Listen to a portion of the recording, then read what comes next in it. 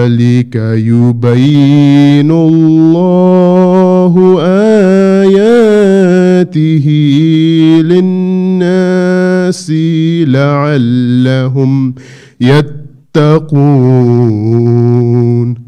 صدق الله العلي العظيم.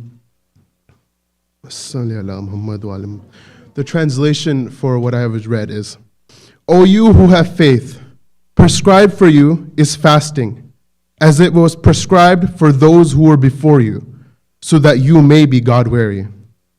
That for known days, but should any of you be sick or on a journey, let it be a similar number of other days.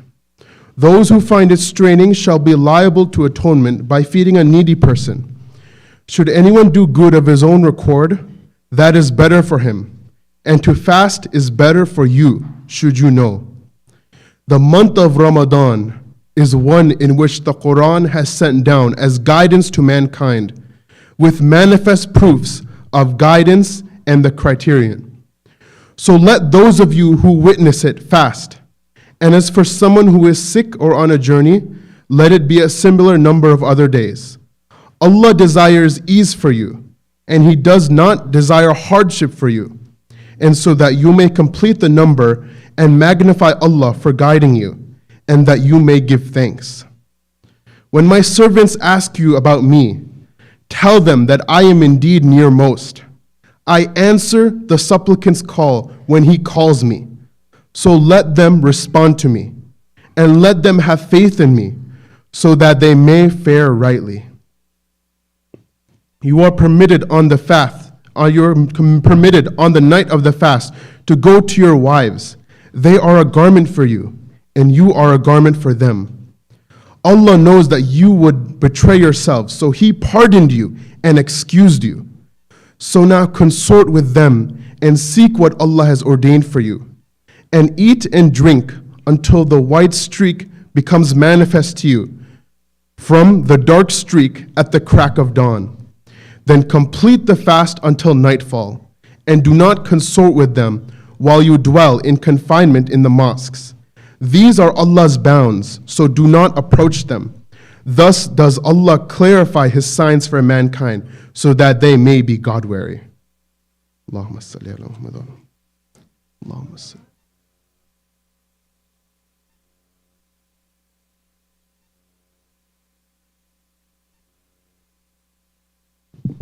MashaAllah. Thank you, Sajjad. Our opening speech will be delivered by our village president, Chaudhry Ma Kokar, the first Muslim president of Glendale Heights. If any of you followed the race, it was a neck-and-neck race, and our president made a strong push in the final days to make a come-from-behind exciting victory. President Coker received his Master's of Law degree from John Marshall Law School and his Master's in Criminal Justice degree from the University of Illinois, Chicago. Prior to his role, President Coker served on the Board of Trustees for the Glendale Heights Library. At this time, I would like to ask President Coker to come up and present the opening address.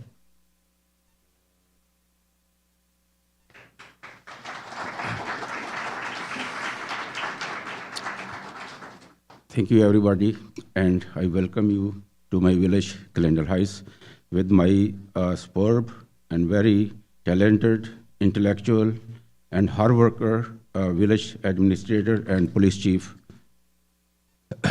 Honorable S.Mehboob Mehdi Abidi Al-Najafi, a distinguished Islamic scholar, Father Corey Brost, founder of the Children of Abraham Coalition, Dr. Andrew Smith, founder of the Feast UK and the recipient of Courage of Abraham Award, Speaker Leela Yurtsever and Molly Charles, patrons of the Children of Abraham Coalition, and fellow citizens. Assalamu alaikum. Good evening and shalom. Peace be with you. In the name of gracious Lord, the Lord of Abraham, Moses, and Jesus, we all are creature of the same Creator. But we all return to the same, and all return to the same Creator. I am honored to speak before you in the blessed month of Ramadan, the month of mercy and forgiveness, the month which teaches to excel in deeds and refrain from evil actions. Our community is like a beautiful garden. I believe a beautiful garden full of flowers. I believe in beauty of the diversity and inclusiveness, each distinct in color and fragrance, but they all add to the overall beauty of inclusiveness garden. We must live in perfect harmony with unity, one community, one family, and one nation under God. I'm deeply humbled and grateful to the Islamic Education Center for extending invitation to speak at this program. Goal is to building bridges among different communities, coexist with tolerance, and to treat each other with dignity and respect. I have known IEC under the leadership of Maulana Mehboob Mehdi for at least 30 years. Maulana Mehboob Mehdi has done tremendous work in the field of interfaith. The IEC youth are very active in interfaith and community activities, and I commend their efforts. The glorious Quran clearly states that the best amongst you in the sight of God is the one who is in the best in conduct and character. I ardently commend the Children of Abraham Coalition, its leaders, for promoting interfaith unity, exerting in community services, feeding the hungry, helping the helpless, sheltering the homeless, a home for the destitute, and hope for the distressed. I have visited their website and am impressed about their programs they conduct all throughout the years.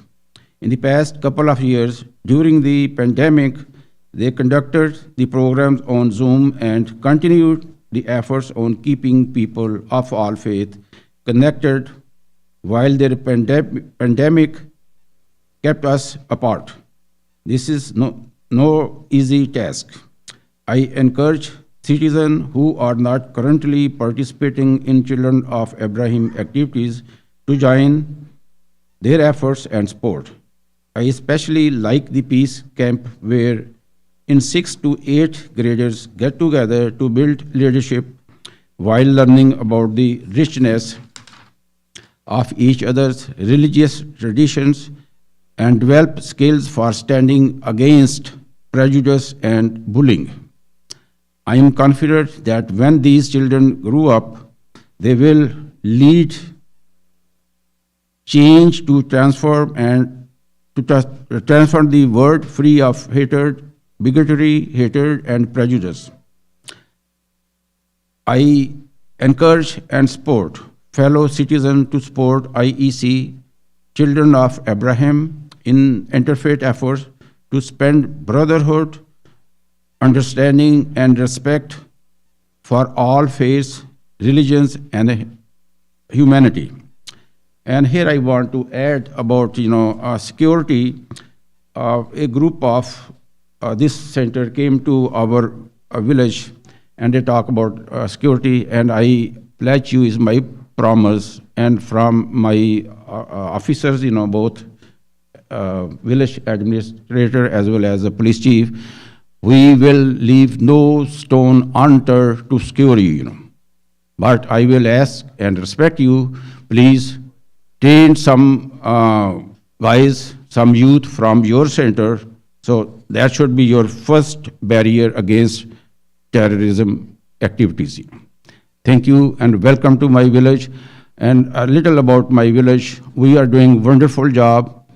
Our employees, our board, including myself, we have jobs, is open on merit. You don't have to know mayor or chief or our administrator, to get their job. Those are purely 100% on merit. Thank you very much.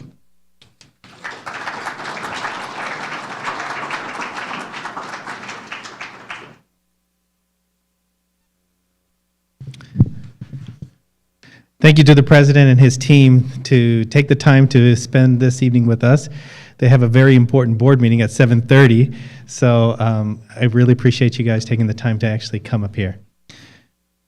Our next presenters are two inspiring youth who will be discussing the role of fasting in their traditions. From the Jewish faith, Molly Schliss is a junior at Buffalo Grove High School. She is on the board of the Children of Abraham Coalition, and is also the membership vice president of the North American Federation for Temple Youth, which is known as NIFTY. And from the Muslim faith, Layla Yurtsever is a freshman at Northside College Prep. She is an active member of the Islamic and Turkish American community. She is the host for Islamic Society of Midwest monthly spiritual nights and works as a Quran teacher at her community's weekend school. At this time, I'd invite both of the youth to come up.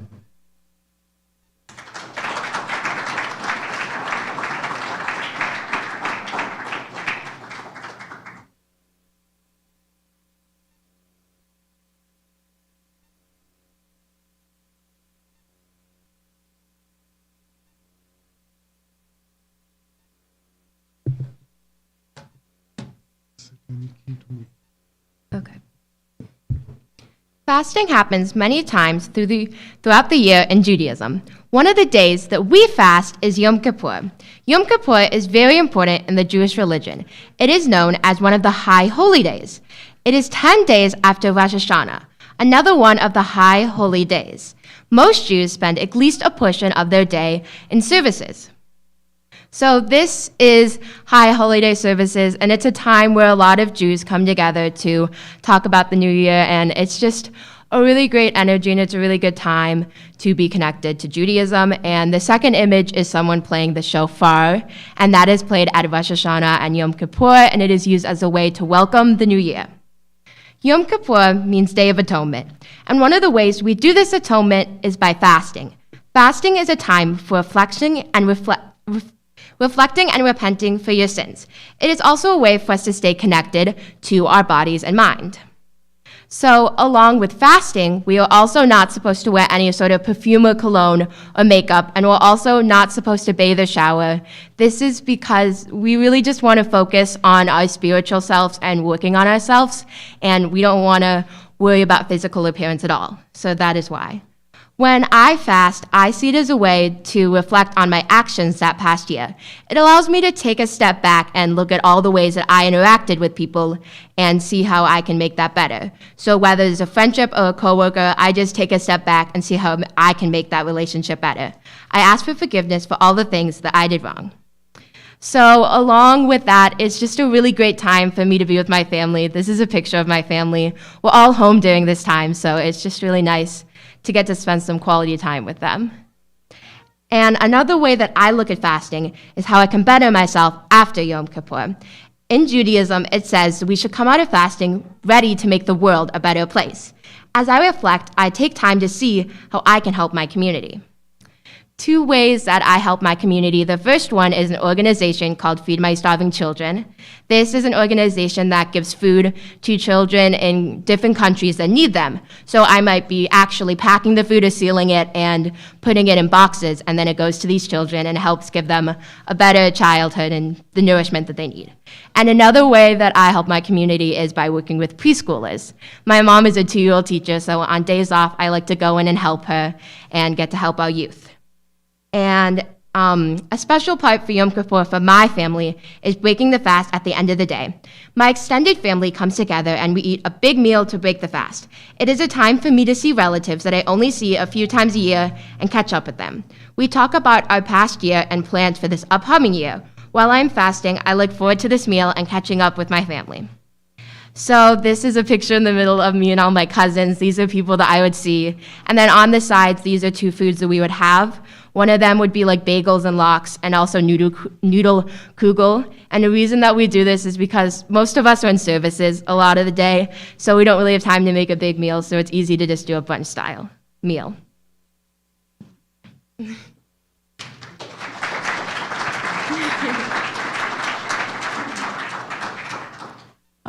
And so when Molly and I were talking before, we realized that even though fasting is a little bit different in both of our faiths, there's still a similarity, and a big one is establishing a relationship with God.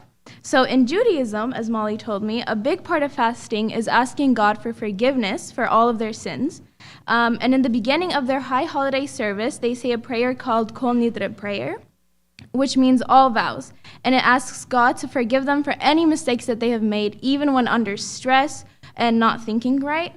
And fasting for Yom Kippur is actually only to atone for the sins done between a Jewish person and God, not between themselves and another person, which is actually done during Rosh Hashanah 10 days before. And so in Islam, we can fast any day of the year, especially Mondays and Thursdays, and then very special holidays to follow in the footsteps of our Prophet Muhammad, peace be upon him. But however, the only mandatory time of fasting is the month of Ramadan. So in Islam, fasting consists of refraining from food and drinks from dawn to sunset, which I'm sure a lot of you know. However, we are also instructed to make an extra effort to refrain from all sins, as it's such a holy month, especially lying and gossiping. And then there are many benefits of Ramadan that are valuable not only in the afterlife, but also we see those benefits on this earth.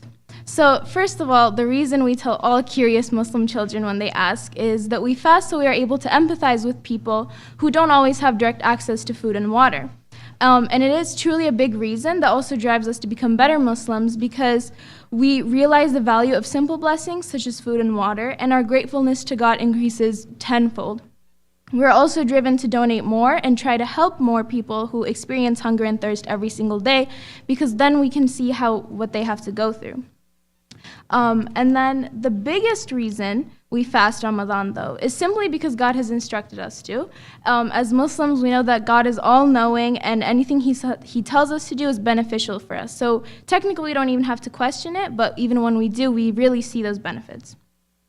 So when I fast, a huge theme of self-control and faith comes up in my life, because especially at moments right before Iftar when we break our fast, I stare at the plateful of food right in front of me, but then I notice that I have the patience to wait a few more moments, and it really helps me realize what I'm really capable of as a Muslim, and also the self-control that Islam requires me to have. And then Ramadan also helps me recognize and strengthen my piety, or we call it taqwa, which is constantly being conscious of God and thinking of Islam before every decision and action. So when I fast up to 16 hours at a time, my other responsibilities as a Muslim feel really small and easily achievable. So other times of the year, when I forget how grand fasting is and what I'm able to accomplish, fasting up to 16 hours at a time, like I said, even praying the shortest prayers, honestly, can feel a little bit like a chore, unfortunately. But after Ramadan, and while in Ramadan, when I'm reminded that I'm able to do something so grand, I question, what's a 3-minute prayer for God when I'm able to go without food and water for 16 whole hours? So this month, I, along with many other Muslims, were motivated to be the best Muslims that we can be. And that's not only because the rewards of our good deeds increase a lot this month, which definitely does help when we're demotivated, but it's also because Ramadan is kind of like a reset. It reminds us of of who we truly are, of our Muslim identities, who we belong to, who we're going to go back to, and also our duties on this earth and beyond. And as Muslims, we hope to carry these learnings and realizations through to the next Ramadan, and constantly making an effort to strengthen our faith, of course.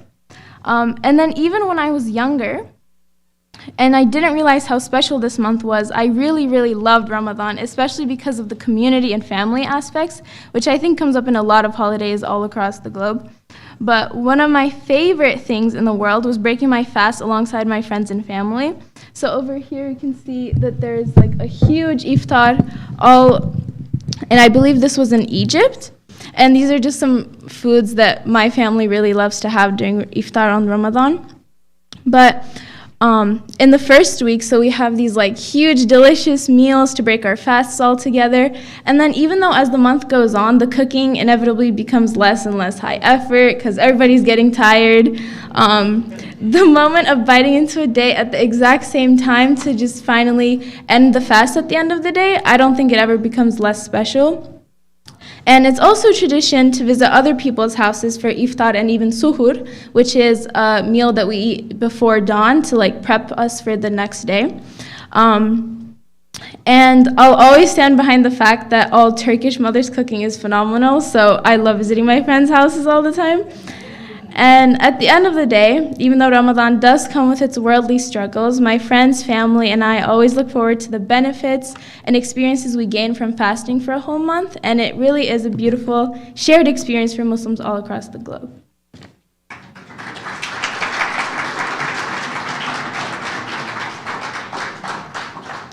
So my friend Layla over here has taught me that in Islam, Ramadan is a very holy holiday and is an important month for Muslims to establish and strengthen their relationship with God.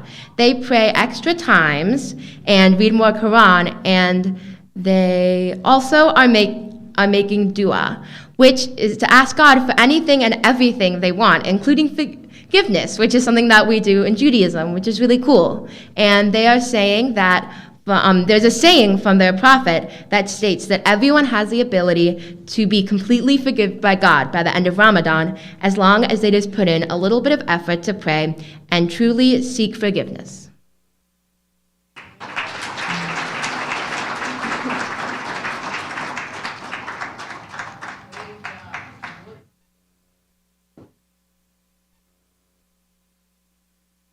Thank you, Molly and Layla.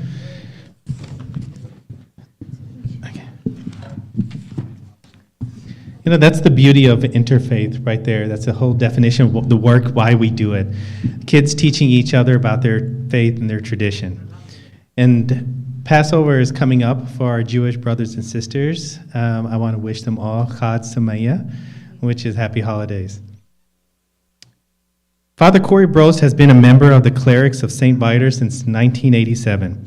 He is currently the executive director of Viator House of Hospitality, a Northwest suburban interfaith program that provides home and services to asylum-seeking young men. He also co-founded the Children of Abraham Coalition. And each year, the Children of Abraham Coalition presents the Courage of Abraham Award to an individual who significantly contributes towards interfaith, as well as creating a more harmonious relationship between faiths. And at this time, I would like to invite Father Corey for the presentation of the Courage of Abraham Award.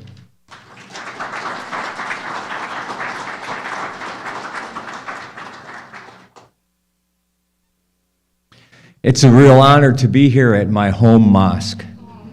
So assalamu alaikum to all my sisters and brothers, especially at the Islamic Education Center. There would be no Children of Abraham Coalition without our first contacts. And so, again, I feel very much at home and in the presence of God's goodness. So thank you. Alhamdulillah, indeed. So in 1999, a teacher who was teaching in Birmingham schools in the UK had a dream. He said, what might the world look like if young people started to learn how to respect each other's faith traditions and come together across religious lines and learn the skills for building a world where there's not only peace between the faith traditions, but a celebration of the diversity. One that doesn't try to whitewash all the differences, but indeed celebrates the differences. That intrepid teacher I have come to know these last couple years, his name is Andrew Smith. And as an educator And as a leader in the Church of England, he founded the Feast in the UK. The feast brings together young people across religious boundaries to get to know each other, to celebrate their religions together, and to build a world that reflects God's hopes and God's desires. It indeed is a effort that God has blessed, because Dr. Smith's mission is not only spread to other parts of England, but also to Lebanon, and then from Lebanon to Sudan in Africa. And so just like our namesake, Abraham, Dr. Smith, Andrew, your mission has traveled, has made a pilgrimage in the name of God to bring God's peace and wisdom to other parts of the world. And so in honor of that, of your hard work for these more than 20 years, and in honor of the goodness that your vision and your dream, which you courageously embraced and took on, we, the Children of Abraham Coalition Board of Directors, are honored to award you this year's Courage of Abraham Award.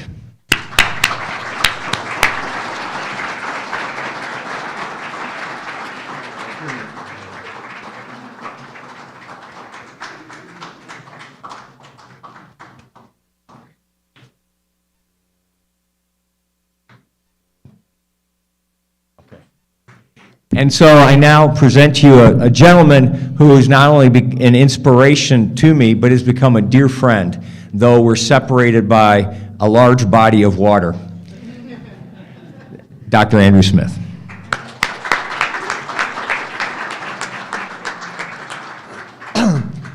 Well, thank you very much, and particularly thank you for that award, which I will be very much sharing with the staff and volunteers at the feast, because whilst I set it up and I chair the board, they're the ones who do all the really hard creative work now and take this vision forward. So they really do an amazing job with young people. So really thank you for that, and thank you for your kind words. It's wonderful to be here this evening. This is my third visit to Chicago, as a city I really do love and really enjoy, and I've got a few days kind of sightseeing and things at the weekend, so I'm really looking forward to that as well.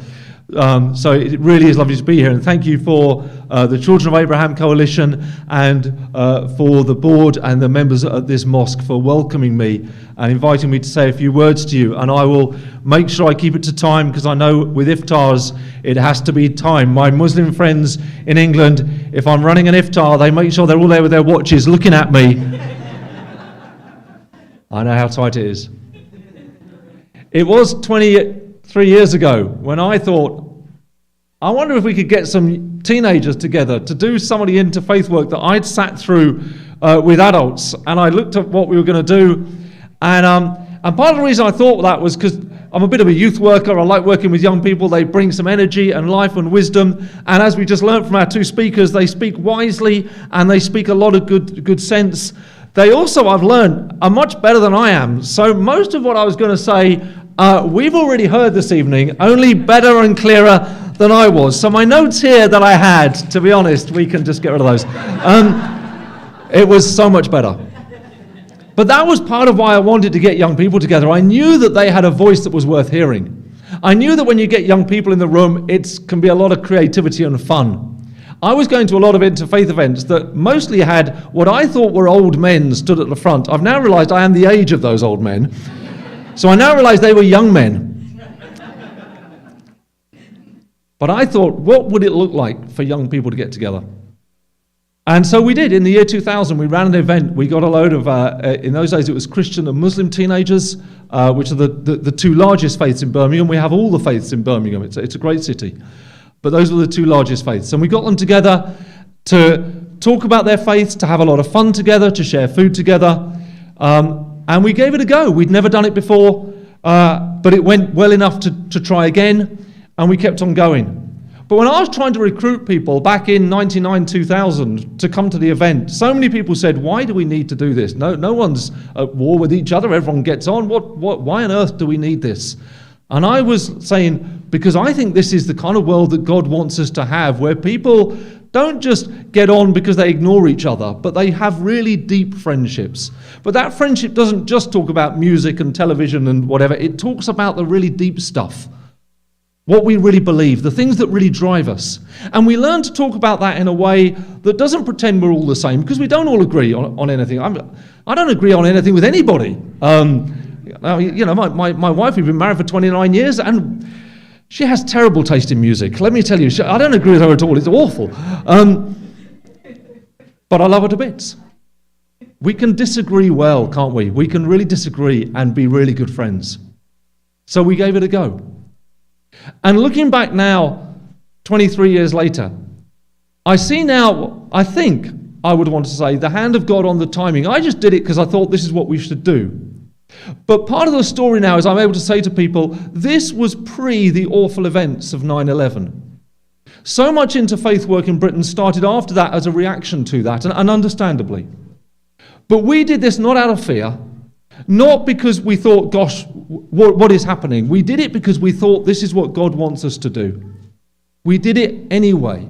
It had nothing to do with being frightened. It had nothing to do with terrorism. And for me, that's a really important part of the story. And I know for my Muslim friends, that's become very important, that we reached out to them not because we were frightened, but because we wanted to build really good friendships with some really good people. So that was part of our story, and it's grown. And then we set up a charity to take it on. We called it The Feast. And everyone often says, why did you call it The Feast? Is it because we all eat together? And the answer is, no, it's much more cynical than that, I'm afraid. I called it The Feast because we were trying to think of a name for a charity. I don't know if you've ever tried to name an organisation. It's a terrible thing to do. I sat there for ages and we had all sorts of really boring names. And then someone said, well, what's the kind of image? What is it that you want to create? What's your vision? Like an oasis, you get that kind of name for some things, or, sanctuary. And I said, when you have a big meal together with a load of family or friends, and I mean, Molly talked about that, with her family, we saw a lovely photo, and the family are here. Hi, family. I've just got to know them this evening. And you sit round a table, and you've done this, and you get that kind of warm glow because you're with people that you really like. And you have some good food, and while you're around the table, there's good conversation going, and there's a bit of laughter at that end of the table, and some good chat going on here, and you get that kind of warm glow of being together. Does that, you recognise that? But then importantly at the end, people go, when can we get together again? When can we do that again? I said, that's the image I want. When young people of different faiths get together, I want that sense of inclusion. We're all here together. We feast together. And we feel that warm glow of inclusion because we're all welcome. And there's good laughter and there's good conversation. But importantly at the end, they go, when's the next one? And I sometimes say to my friends, I've been to a lot of interfaith conferences that feel like we're eating not a banquet and a feast, but dry crackers. They might be good for you, but you probably don't want to do it again. And every so often now, my staff, if they're at meetings, they'll text me and go, I'm at a dry cracker meeting. And we know what I mean. That was our vision. That's why we called it The Feast. But it's really interesting that we called it The Feast, and yet we're at a time during Ramadan, obviously this holy month, of fasting. And I think it's really special, and it was, as I was asked to just bring these few thoughts this evening, it occurred to me that fasting and feasting actually go together in quite an important way. Because when we fast, and all our faiths have traditions of fasting, if we don't then feast, a fast without a feast is a famine, isn't it? There will be people throughout our world, including our own countries, tonight, going to bed hungry, fasting, but without knowing when the feast will come. And that is a famine. That's not a fast. A fast needs a feast. But a feast without a famine is gluttony, isn't it? It's greed. And I think many of us now look back over the last several decades at the way that we've consumed and feasted on the world's resources and gone, we never fasted, did we? We just kept feasting as if it could go on forever, and now we're reaping the consequences of that. We feasted without fasting. And so we need to fast. And we heard all the kind of great things about what fasting means and what it does for us, so I don't need to repeat those now. But we need also to feast.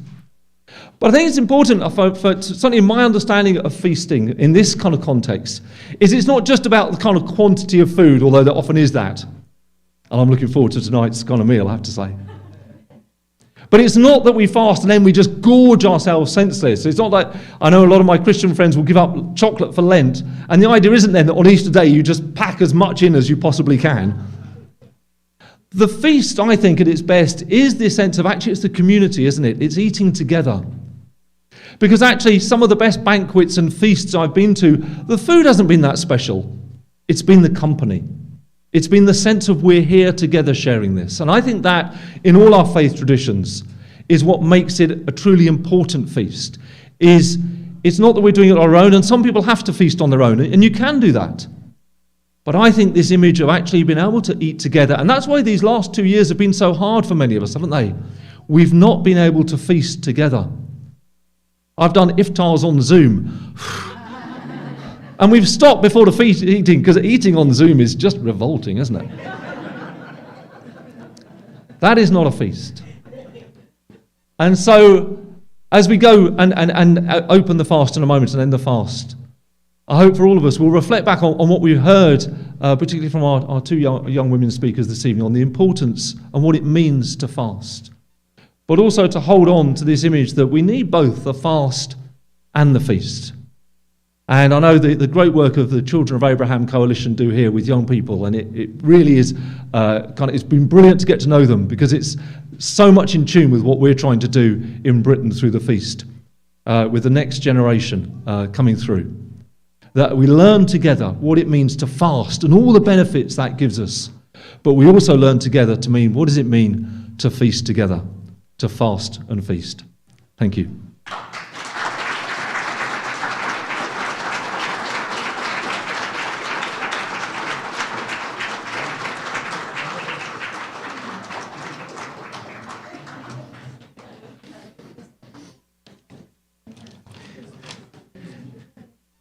Thank you, Andrew. Along with you, I'm sure many others are also looking forward to the feast tonight. Finally, our last speaker, but not the least, Maulana Mehboob Mahdi Abadi Al-Najafi is the resident scholar and spiritual leader here at the Islamic Education Center. He obtained his master's degree in Islamic Studies from the Islamic Seminary Jamia Nazmiya. He is the founder and co-founder of many centers and organizations such as the Hadi School of Excellence, which is a full-time Islamic school, and the International Bucky Organization. I would like to invite Maulana Mehboob Mahdi for the closing speech. Thank you.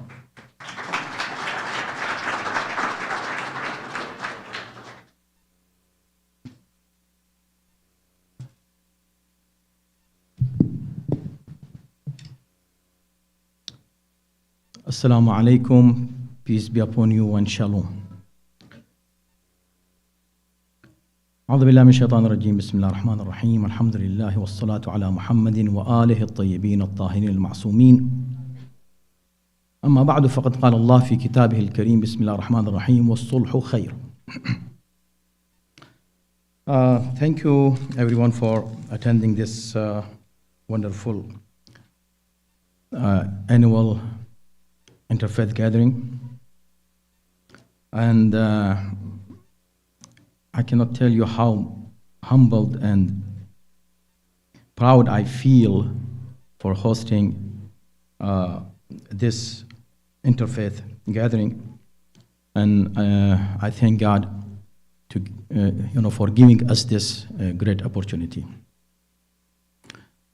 Ramadan, as you know, is a month of blessing and mercy of Allah and forgiveness, and a month in which we fast.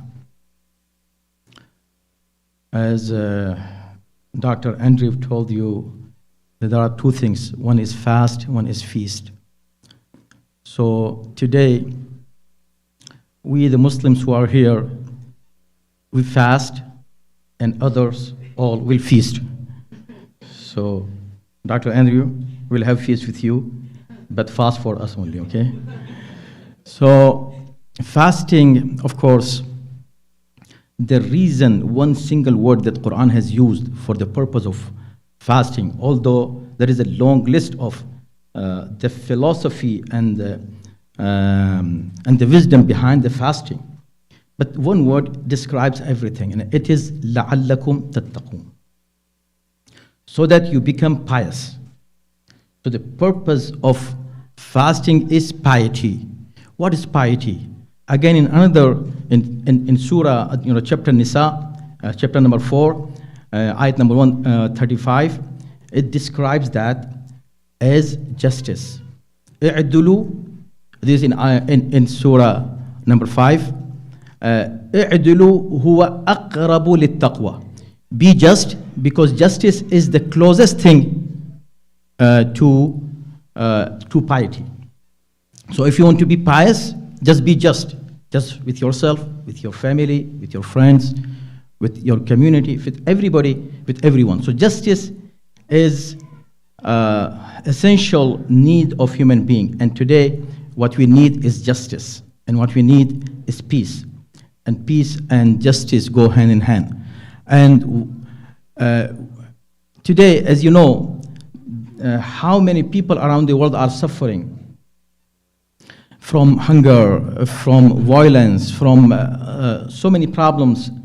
And we, all human beings together, why we are children of Abraham, but also I always say we are children of Adam first. So all of us are human beings, children of single parents, those parents, one parent, Adam and Eve. So we should together work for the peace and harmony, and we can do it. I know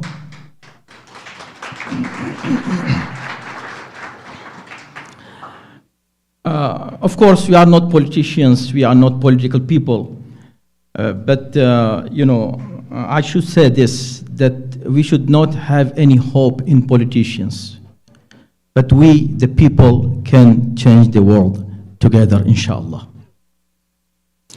We can, of course, establish peace and justice together, working together.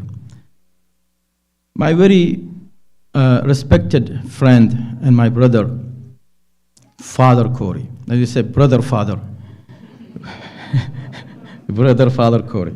So when he started this, and I'm, very proud of being part of that initiative.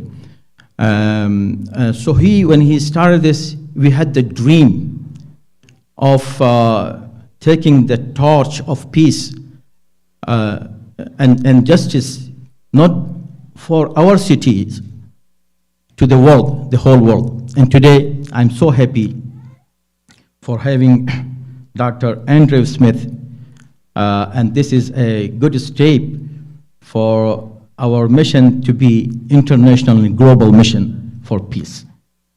And this is for the step. And of course, we can do more together. We can work together. We can do it an international, a strong interfaith body, and we can really make a lot of things, and we can change for good, inshallah. And we can work for those children who have no hope but God. And God has put responsibilities over us here in this world. May God give us tawfiq, give us the ability to fulfill our responsibilities, inshallah. I would like to just thank Dr. Andrew for coming all the way from UK and giving very beautiful short speech, and Father Corey for his humbleness and kindness, for being always here. When I see him, really, I get very happy because he is the one who started this very wonderful mission. And Rabbi Hart also, I think he is also here, and he is also part of this coalition. And I'm happy that Sister Shaheen Khan, who is also one of the co-founders, she has moved from Chicago, but for this event she is back here, and she is here, mashallah. So I thank all of you, and I thank the city of Glendale Heights authorities, Chaudhry Kokar, the village president and police chief who are not here. Of course, they left because they had the meeting, and village administrator. And very wonderful presentation by our youth, Leila and Molly. They did wonderful job, a very good presentation. May God bless them. And our team here who worked very hard to make this possible. Brother Riaz Naqwi, Sister Azra Naqwi, Brother Haider Zaidi, and of course, Brother Imran, Dr. Imran Khan. May God bless you all. And in the end, I always, in my speeches, I recommend that you memorize few words so you can quote them whenever it's possible. So I started with a short sentence from Quran, and this is for you as a homework to memorize it, everybody, all, and it is just 2 words, 2 words. If you repeat it 5 times, you can memorize it. Was-sulhu, say it after me. Was-sulhu khair. Was-sulhu khair. What does this mean? Sulh means peace. Khair means goodness and better. So peace is better. Peace is always better for you, for your family, for your community, for global society. For all of us, anything we do, was-sulhu khair. Peace is better. Peace be upon you all. Wassalamu alaikum wa rahmatullah.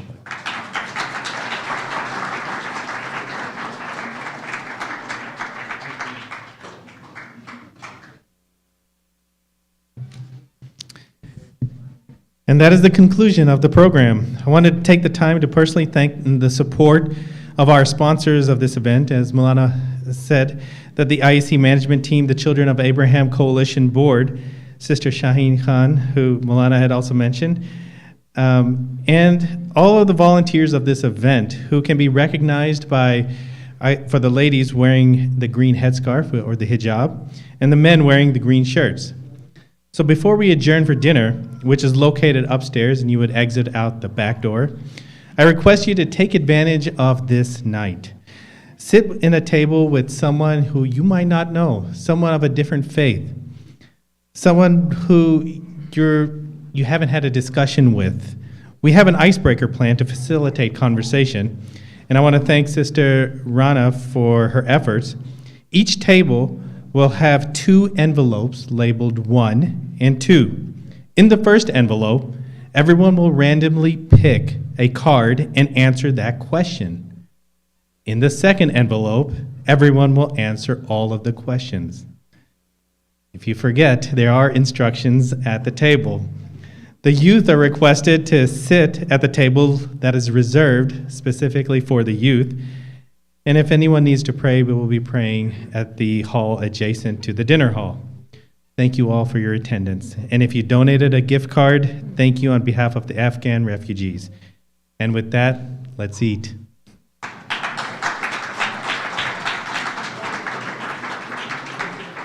At your chairs, you might have seen an Interfaith garden event from the Children of Abraham Coalition. Feel free to attend, and if you have any questions, Father Corey is right here. Thank you.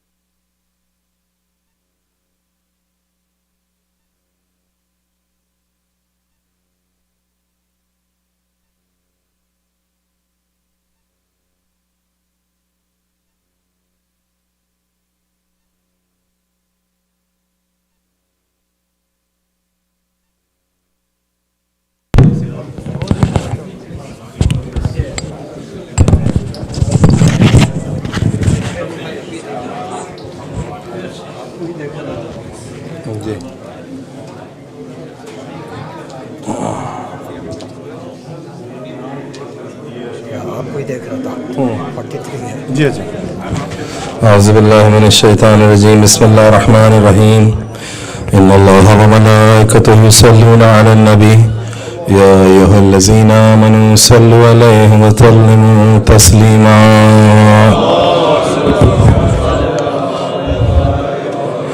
سبحان الله والحمد لله ولا إله إلا الله والله أكبر ولله الحمد الله أكبر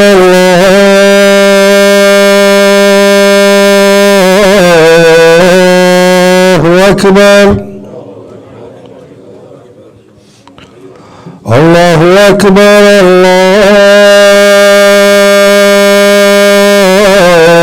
الله أكبر أشهد أن لا إله إلا الله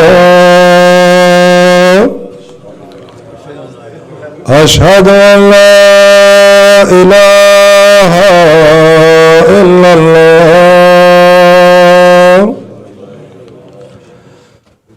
أشهد أن محمدا رسول الله اللهم صل على محمد أشهد أن محمدا رسول الله اللهم صل على محمد أشهد أن أمير المؤمنين وإمام المتقين عليا ولي الله ووصي رسول الله وخليفته بلا فاس اللهم صل على محمد وعجل فرجه أشهد أن أمير المؤمنين وإمام المتقين عليا ولي الله اللهم صل على محمد هيا على الصلاة هيا على الصلاة هيا على الفلاح هيا على الفلاح هيا على خير الأمل هيا على خير الأمل الله أكبر الله أكبر لا إله إلا الله لا إله إلا الله صلى على محمد وعلى اللهم كن لوليك الحجة ابن الحسن صلواتك عليه وعلى آبائه في هذه الساعة وفي كل ساعة وليا وحافظا قائدا وناصرا دليلا وعينا أنت تسكن رزقك وتمتع في تبيلا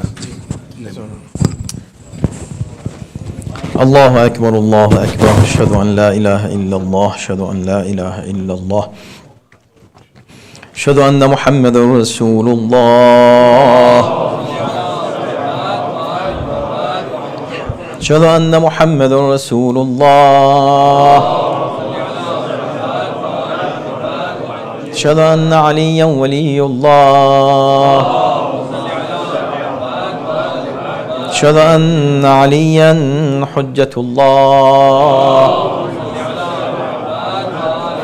حي على الصلاة حي على الصلاة حي على الفلاح حي على الفلاح حي على خير العمل حي على خير العمل قد قامت الصلاة قد قامت الصلاة الله أكبر الله أكبر لا إله إلا الله الله أكبر بسم الله الرحمن الرحيم الحمد لله رب العالمين الرحمن الرحيم مالك يوم الدين إياك نعبد وإياك نستعين اهدنا الصراط المستقيم صراط الذين أنعمت عليهم غير المغضوب عليهم ولا الضالين بسم الله الرحمن الرحيم إذا جاء نصر الله والفتح ورأيت الناس يدخلون في دين الله أفواجا فسبح بحمد ربك واستغفره إنه كان توابا. الله أكبر. سبحان ربي العظيم وبحمده. اللهم صل على محمد وآل محمد. سمع الله لمن حمده. الله أكبر. سبحان ربي الأعلى وبحمده. اللهم صل على محمد وآل محمد. الله أكبر. استغفر الله ربي وأتوب إليه. الله أكبر. سبحان ربي الأعلى وبحمده. اللهم صل على محمد وآل محمد. الله أكبر. بحول الله وقوته أقوم وأقعد. بسم الله الرحمن الرحيم.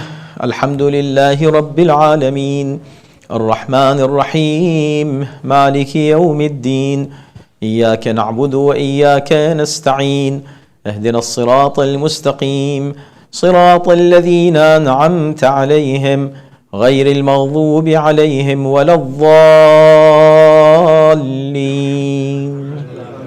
بسم الله الرحمن الرحيم. قل هو الله أحد الله الصمد لم يلد ولم يولد ولم يكن له كفوا أحد. كذلك الله ربي. الله أكبر. اللهم صل على محمد وآل محمد. ربنا اغفر لي ولوالدي وللمؤمنين يوم يقوم الحساب. رب ارحمهما كما ربياني صغيرا. رب إني مغلوب فانتصر. رب صل على محمد وآل محمد وعجل فرجهم واحشرنا معهم.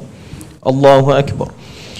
سبحان ربي العظيم وبحمده. اللهم صل على محمد وآل محمد. سمع الله لمن حمده. الله أكبر. سبحان ربي الأعلى وبحمده. اللهم صل على محمد وآل محمد. الله أكبر. استغفر الله ربي وأتوب إليه. الله أكبر. سبحان ربي الأعلى وبحمده. اللهم صل على محمد وآل محمد. الله أكبر. الحمد لله. أشهد أن لا إله إلا الله وحده لا شريك له وأشهد أن محمدا عبده ورسوله. اللهم صل على محمد وآل محمد وتقبل شفاعته في أمته وارفع درجته بحول الله وقوته. أقوم وأقعد.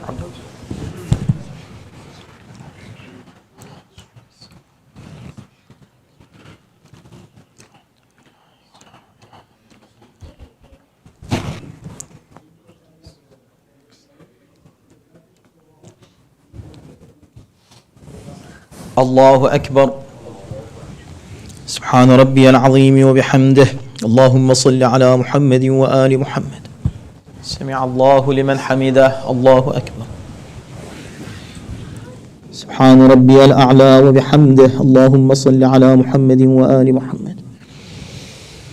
الله أكبر. استغفر الله ربي وأتوب إليه. الله أكبر.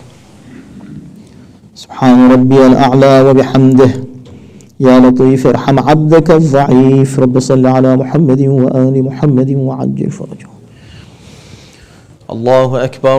الحمد لله. أشهد أن لا إله إلا الله وحده لا شريك له وأشهد أن محمدا عبده ورسوله. اللهم صل على محمد وآل محمد. السلام عليك أيها النبي ورحمة الله وبركاته. السلام علينا وعلى عباد الله الصالحين. السلام عليكم ورحمة الله وبركاته. الله أكبر. الله أكبر. الله أكبر.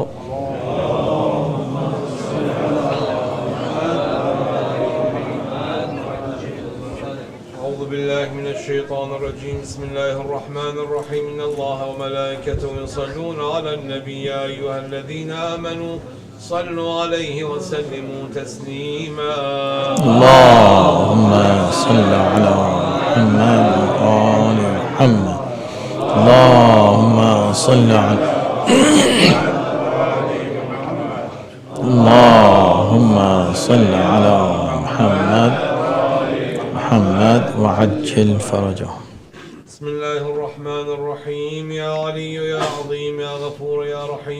أنت الرب العظيم الذي ليس كمثله شيء وهو الشهر الذي فرضت وهو السميع العليم وهذا شهر عظمته وكرمته وشرفته وفضلته على الشهور وهو الشهر الذي فرضت صيامه عليه وهو شهر رمضان الذي أنزلت فيه القرآن هدى للناس وبينات من الهدى والفرقان وجعلت فيه ليلة القدر وجعلتها خيرا من 1000 شهر فيا ذا المن ولا يمن عليك من علي بفكاك رقبتي من النار في من تمن علي وأدخلني الجنة برحمتك يا أرحم الراحمين.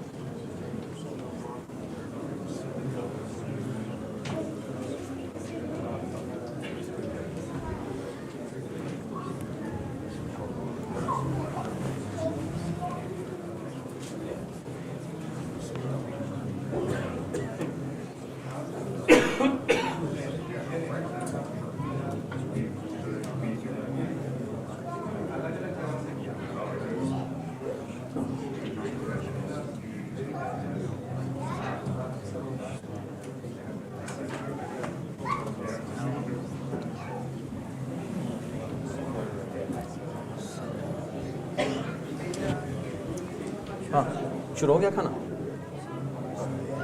तो अगर वहाँ अच्छा यहाँ भी लोगों ने शुरू कर दिया मखल से छोड़ दिया।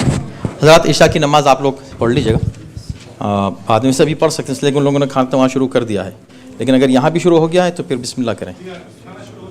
अच्छा बस बिस्मिल्लाह, तो ईशा आप लोग बाद में पढ़ लीजिएगा। चलें। صلى الله عليك يا أبا عبد الله. السلام عليك ابن رسول الله. السلام عليك وعلى جدك وأبيك وعلى أمك وأخيك وعلى الأئمة المعصومين من ولدك بنيك. السلام عليكم ورحمة الله وبركاته.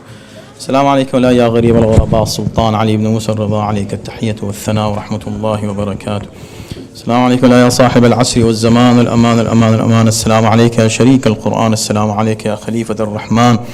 السلام عليك يا إمام الإنس والجان، عجل الله تعالى فرجك وسهل الله مخرجك وظهورك وجعلنا من أعوانك وأنصارك.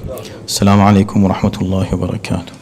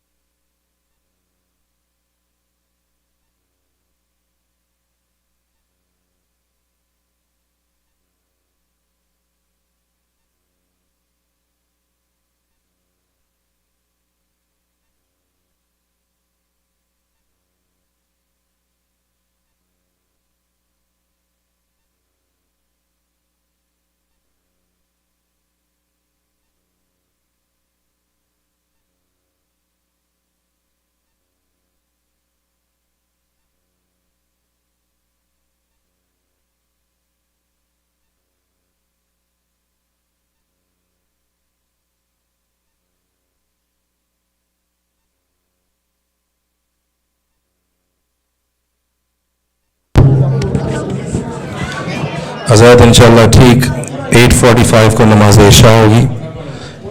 Inshallah, namaz isha will be at 8:45, and then after that we'll have majlis. Thank you.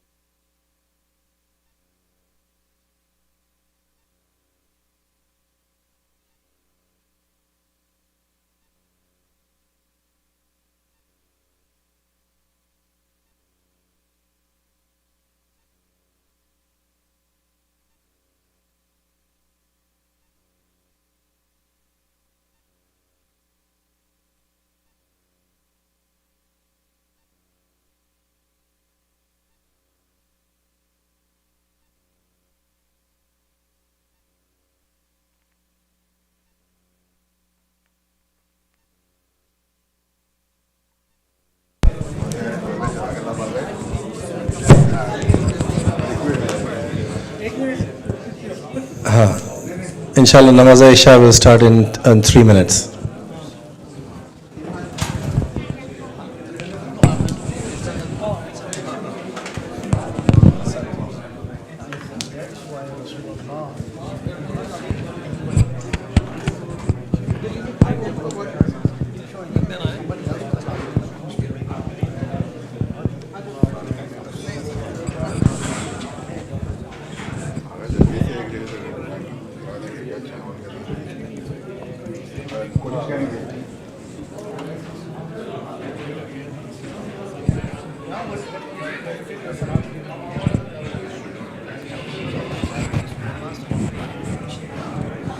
ہاں نہیں ابھی یہاں رکھ لیں گے، اتنی پبلک نہیں ہے، یہاں رکھ لیں گے. ہاں بسم اللہ.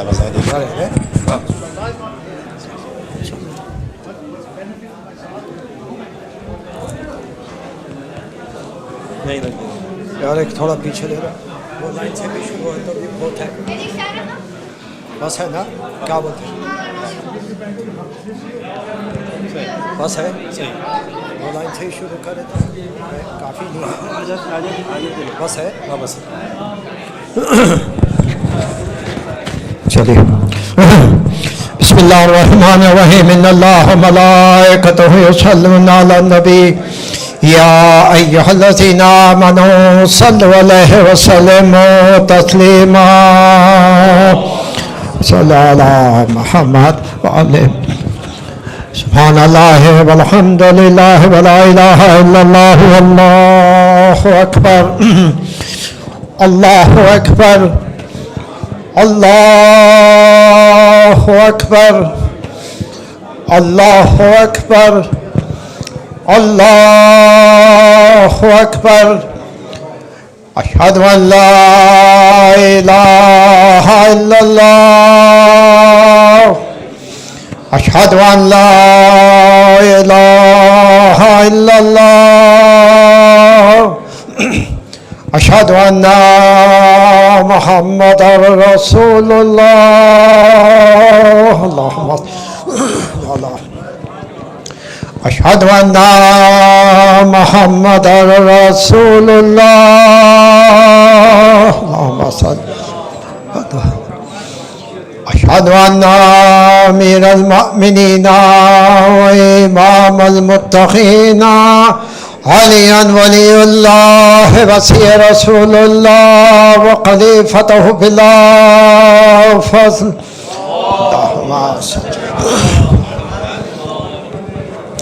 اشہد ان امیر المؤمنین وامام المتقین علی حجۃ اللہ.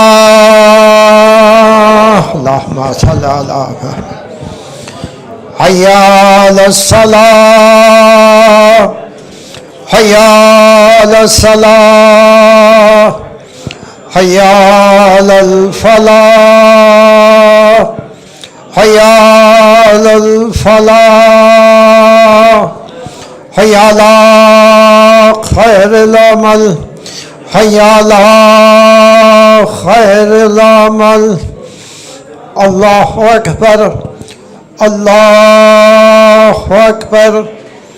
لا الہ الا اللہ لا الہ الا اللہ. بسم اللہ الرحمن الرحیم.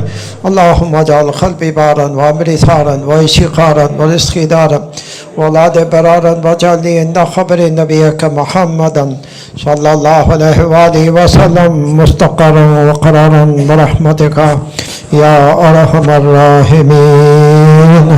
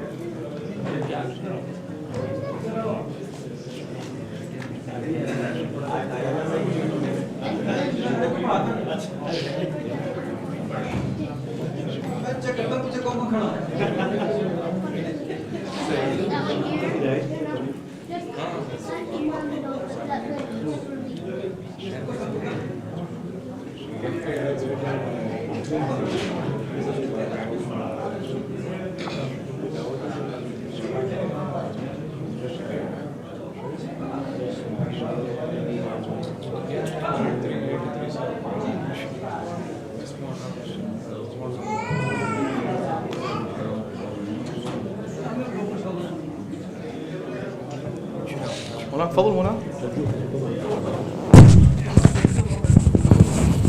أعوذ بالله من الشيطان الرجيم. بسم الله الرحمن الرحيم. الله أكبر الله أكبر. أشهد أن لا إله إلا الله. أشهد أن لا إله إلا الله. أشهد أن محمد رسول الله. أشهد أن محمد رسول الله. أشهد أن عليا ولي الله. أشهد أن عليا حجة الله. حي على الصلاة حي على الصلاة حي على الفلاح حي على الفلاح حي على خير العمل حي على خير العمل. قد قامت الصلاة قد قامت الصلاة. الله أكبر الله أكبر. لا إله إلا الله.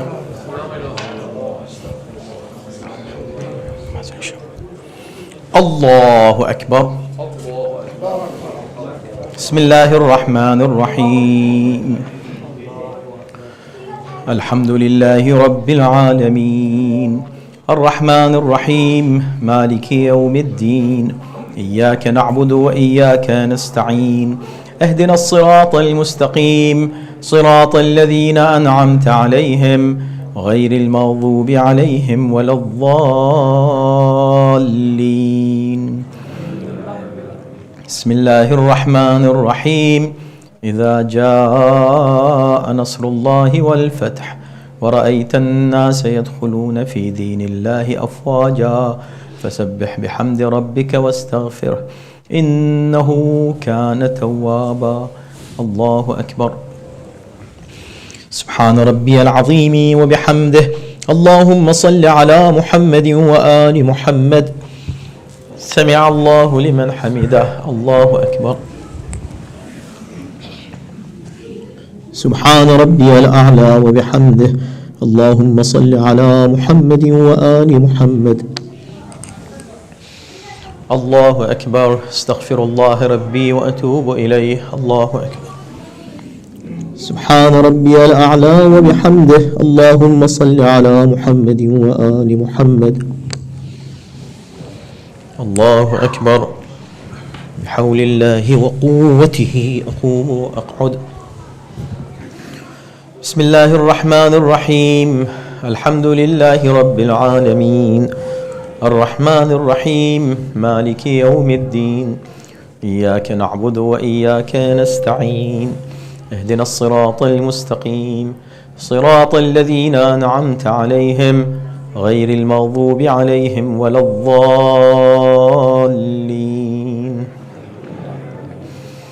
بسم الله الرحمن الرحيم. قل هو الله أحد الله الصمد لم يلد ولم يولد ولم يكن له كفوا أحد. كذلك الله ربي. الله أكبر. اللهم صل على محمد وآل محمد. ربنا اغفر لي ولوالدي وللمؤمنين يوم يقوم الحساب. رب ارحمهما كما ربياني صغيرا. رب صل على محمد وآل محمد وعجل فرجه واحشرنا معه. الله أكبر. سبحان ربي العظيم وبحمده. اللهم صل على محمد وآل محمد. سمع الله لمن حمده. الله أكبر. سبحان ربي الأعلى وبحمده. اللهم صل على محمد وآل محمد. الله أكبر. استغفر الله ربي وأتوب إليه. الله أكبر. سبحان ربي الأعلى وبحمده. اللهم صل على محمد وآل محمد. الله أكبر. الحمد لله. أشهد أن لا إله إلا الله وحده لا شريك له وأشهد أن محمدا عبده ورسوله. اللهم صل على محمد وآل محمد وتقبل شفاعته في أمته وارفع درجته بحول الله وقوته.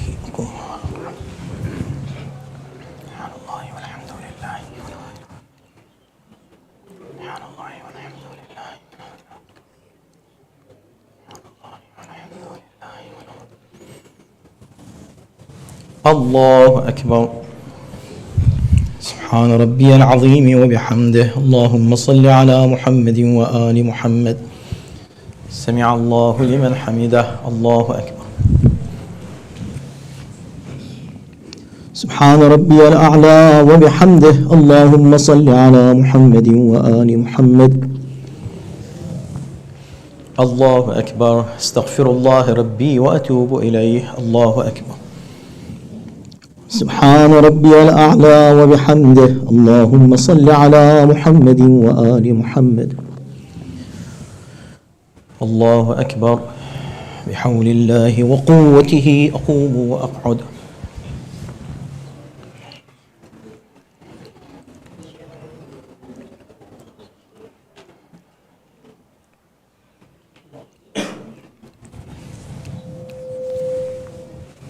الله أكبر. سبحان ربي العظيم وبحمده. اللهم صل على محمد وآل محمد. سمع الله لمن حمده. الله أكبر. سبحان ربي الأعلى وبحمده. اللهم صل على محمد وآل محمد. الله أكبر. استغفر الله ربي وأتوب إليه. الله أكبر. سبحان ربي الأعلى وبحمده. يا لطيف ارحم عبدك الضعيف. يا ولي العافية أسألك العافية عافية الدنيا والآخرة لي ولجميع المؤمنين. رب صل على محمد وآل محمد. الله أكبر. الحمد لله. أشهد أن لا إله إلا الله وحده لا شريك له وأشهد أن محمدا عبده ورسوله. اللهم صل على محمد وآل محمد. السلام عليك أيها النبي ورحمة الله وبركاته. السلام علينا وعلى عباد الله الصالحين.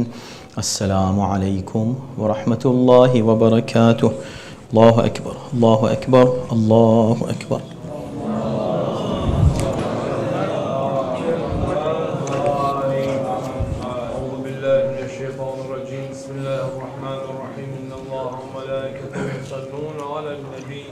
يا أيها الذين آمنوا صلوا عليه وسلموا تسليما.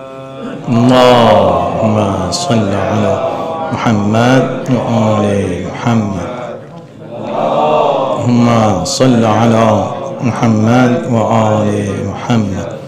اللهم صل على وآل محمد وعجل فرجه.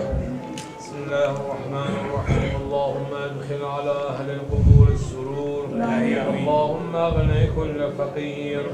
اللهم اشبع كل جائع. اللهم اكس كل عريان. اللهم اقض دينا كل مدين. اللهم فرج عن كل مكروب. اللهم ارد كل غريب. اللهم فك كل اسير. اللهم اصلح كل فاسد من امور المسلمين. اللهم اشفي كل مريض. اللهم سد فقرنا بغناك. اللهم غير سوء حالنا بحسن حالك. اللهم اقض عنا الدين واغننا من الفقر انك على كل شيء قدير. اللهم صل على محمد وآل محمد وعجل فرجه.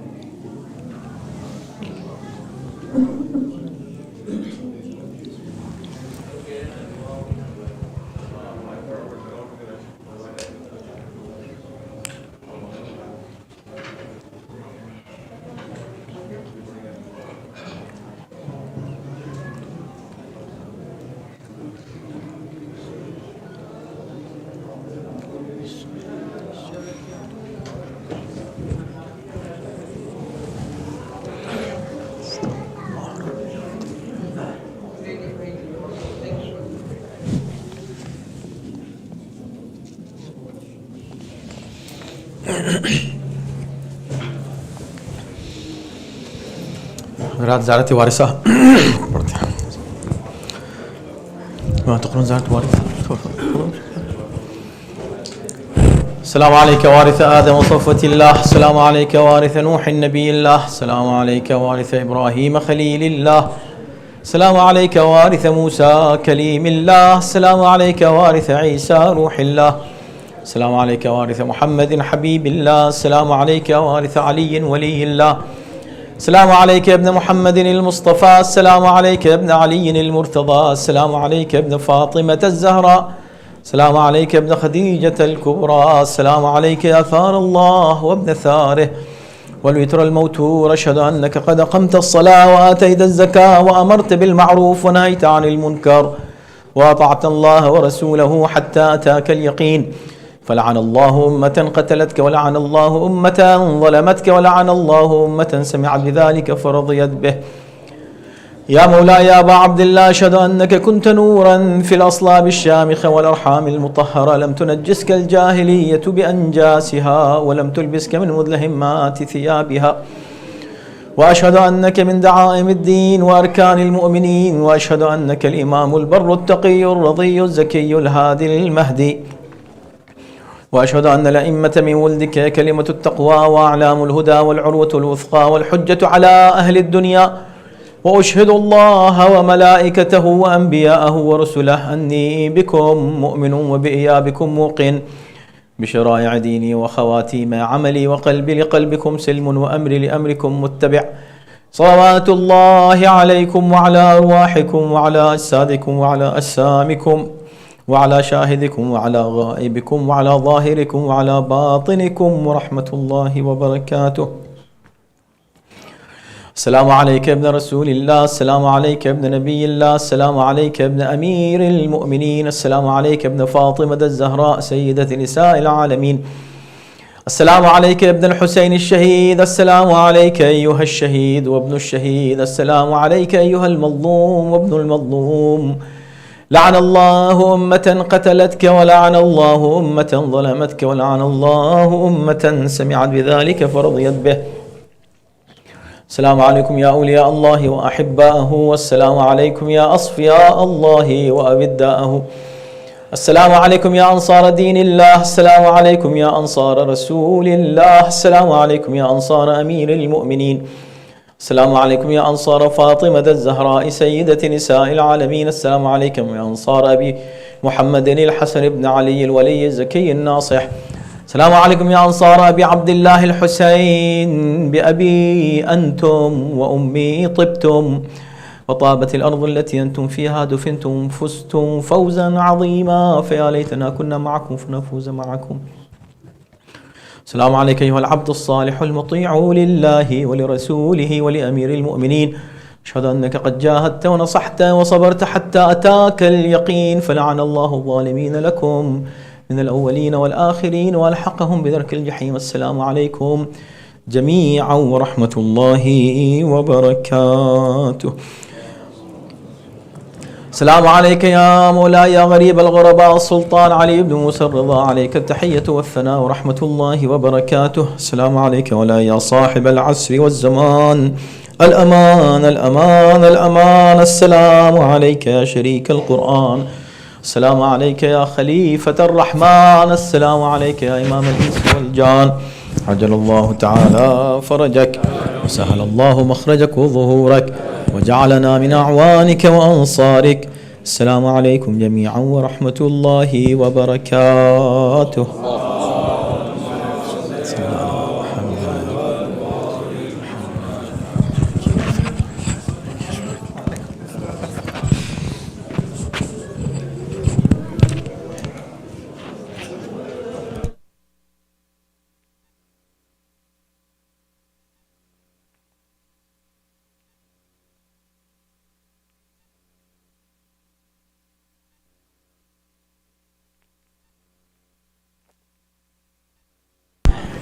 مومنین سے گزارش ہے تشریف رکھیں، مجلس کا آغاز ہو رہا ہے.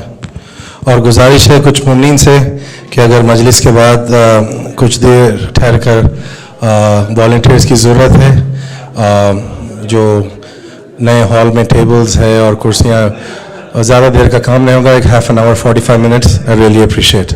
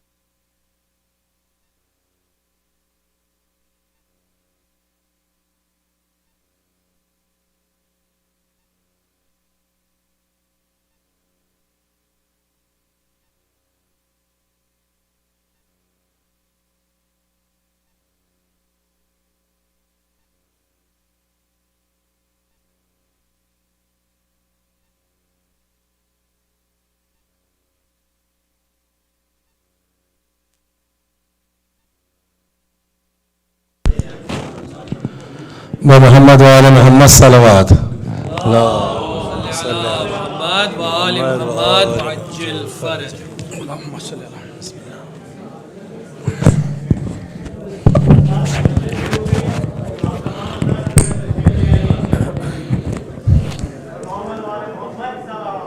اللهم صل على محمد وآل محمد وعجل فرج. پھر صلوات پڑھیں. اللهم صل على محمد وآل محمد وعجل فرج.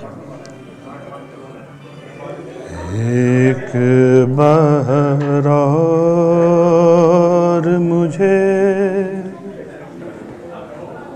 گود میں لے لو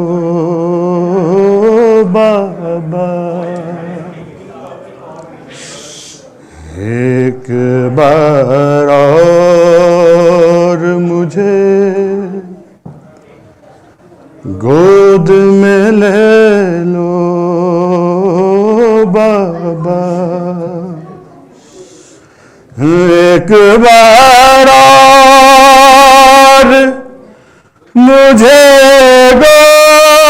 گود میں لے لو بابا، ایک بار اور مجھے گود میں لے لو بابا،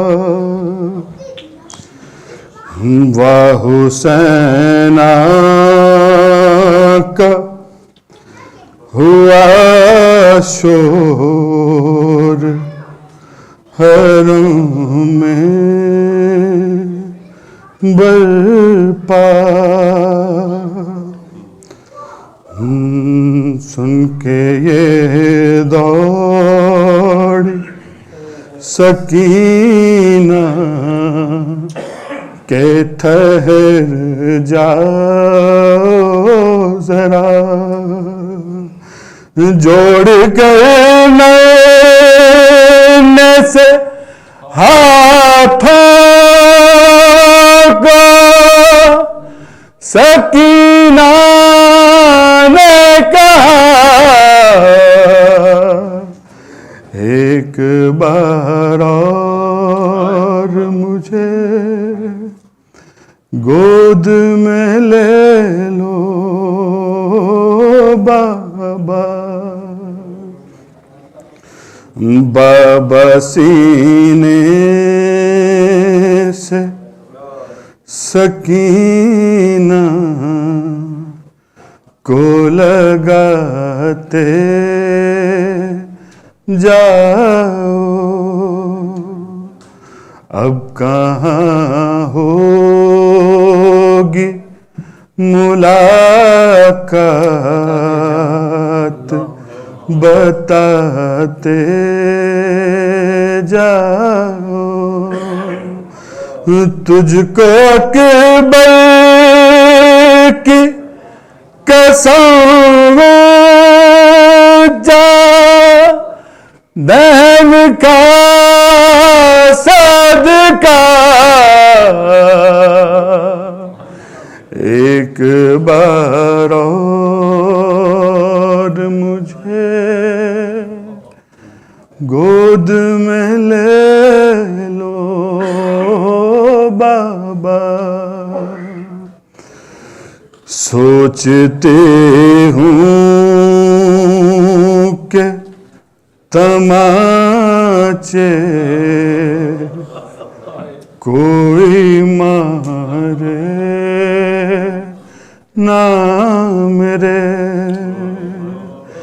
گوشوارے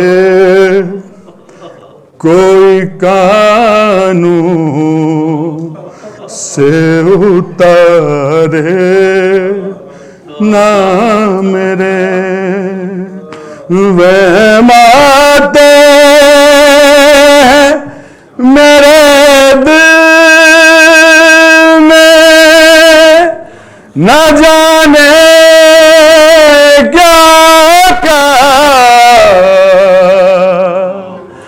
ایک بار اور مجھے گود میں لے لو بابا. اب میں پیاسی ہوں نہ پانی کی ضرورت ہے مجھے, کوئی حاجت نہیں بس اتنی سی حسرت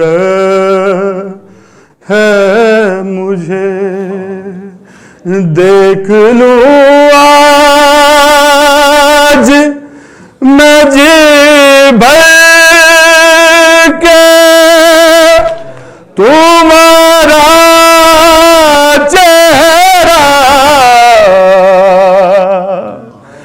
ایک بار اور مجھے گود میں لے لو او بابا. شان بچی کا جو یہ حال پریشان دیکھا, رو کے فرمایا کہ کیا حال میری ماں ہے لکا, جوڑ کر نئے سے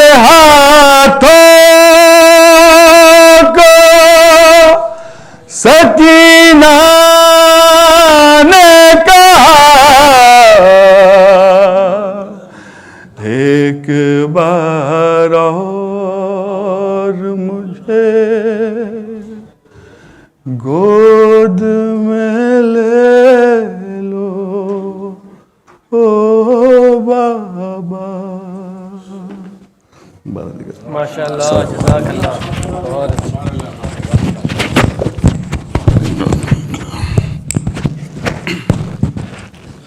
بارے دیگر صلوات. اللهم صل على محمد وآل محمد وعجل فرج.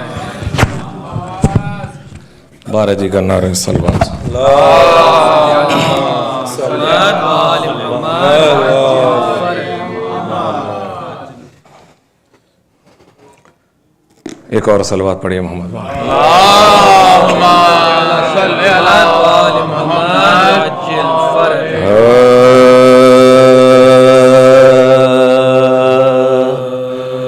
میں نے ایک خواب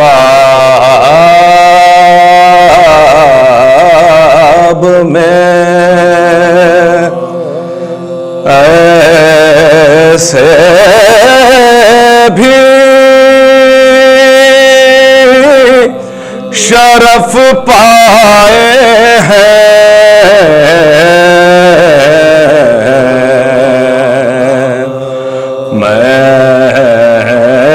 ایک خواب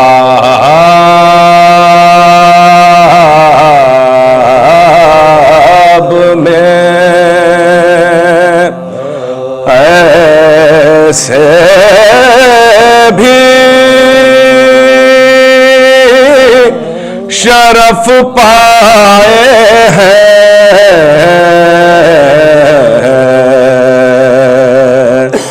مجھ کو مجلس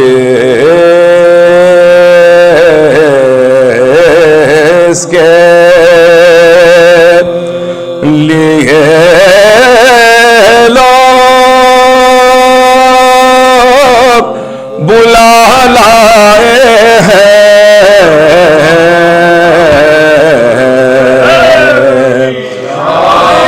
مجھ کو مجلس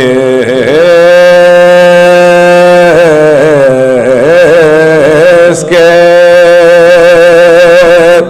لیے لوگ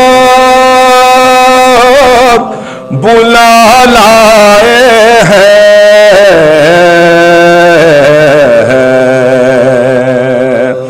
اے قمر مجھ سے یہ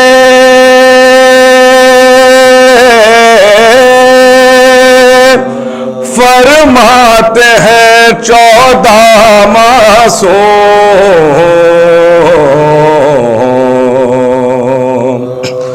اے قمر مجھ سے یہ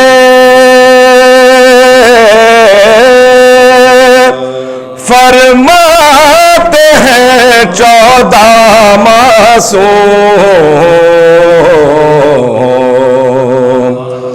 ہم تیرا مرثیہ سننے کے لیے آئے ہیں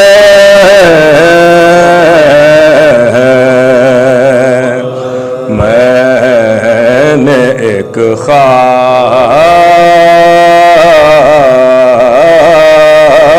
میں صلوات محمد والا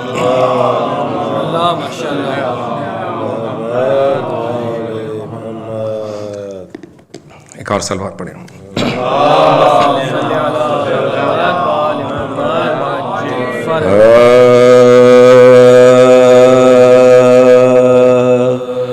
نا خدا کہتے ہیں گر ہم تو بجا کہتے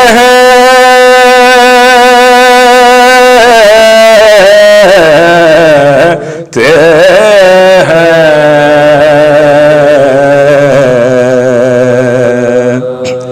نا خدا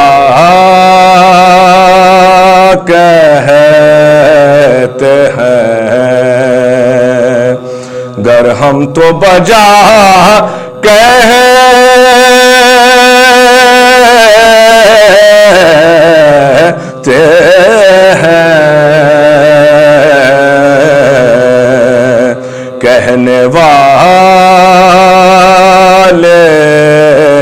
تمہیں اس سے بھی سوا کہتے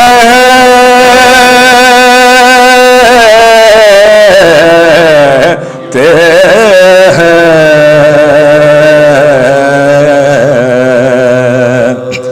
ہم نے یہ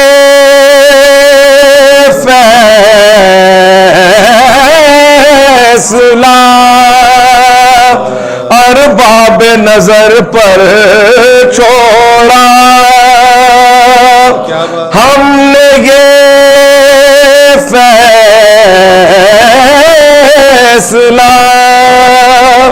ارباب نظر پر چھوڑا. مردے ٹھوکر سے جلائے اسے کیا کہتے ہیں.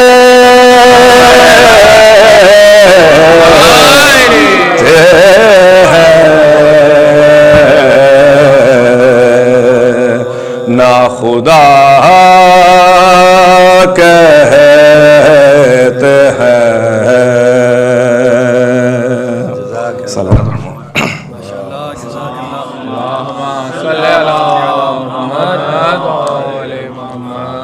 سورہ فاتحہ.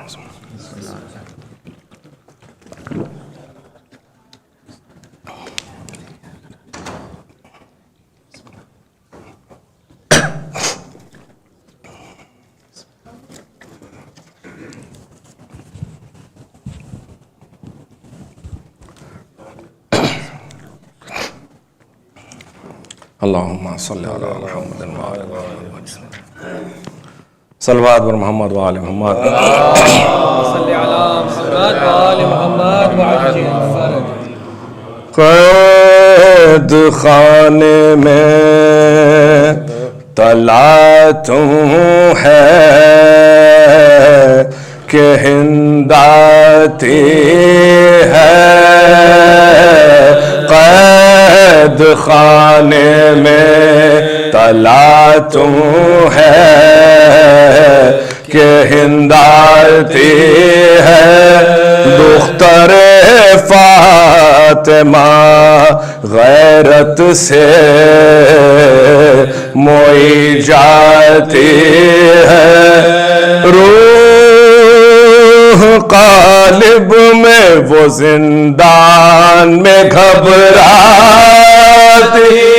بے حواسی سے ہر ایک بار وہ چلاتی ہے. بے حواسی سے ہر ایک بار وہ چلاتی ہے. آسماں دور زمیں سخت کدھر جاؤں. بیبیوں مل کے دعا مانگو کہ مر جاؤں. بیبیوں مل کے دعا مانگو کہ مر جاؤں.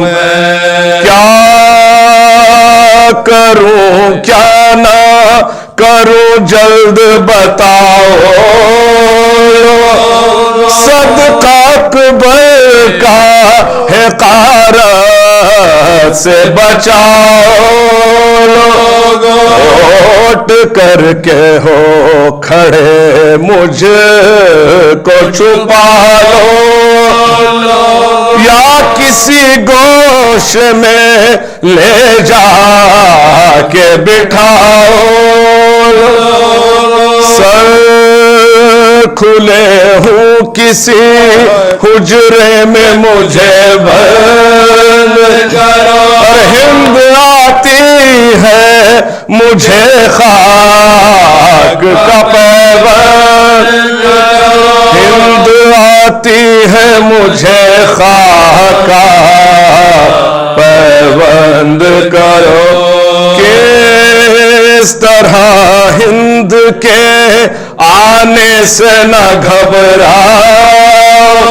بنت حیدر ہو نہ کیوں قید میں شرماؤ. کوئی دیوار جو شک ہو تو سما جاؤ. जाऊं मैं, सीधे माँ जाए के मकतल को चली जाऊं मैं, करबला में ना ये जिल्लत है ना रुसवाई, और बेरिदा मैं हूँ तो बेगौर मेरा भाई, बेरिदा मैं हूँ तो बेगौर मेरा भाई, कहती है कैदियों के शोर बुकाने, मुझको इस हाय हुसैना की सदा ने, इनके सरदार को किस अहले जफा ने, क्या वो सैयद था जिसे अहले दगा ने,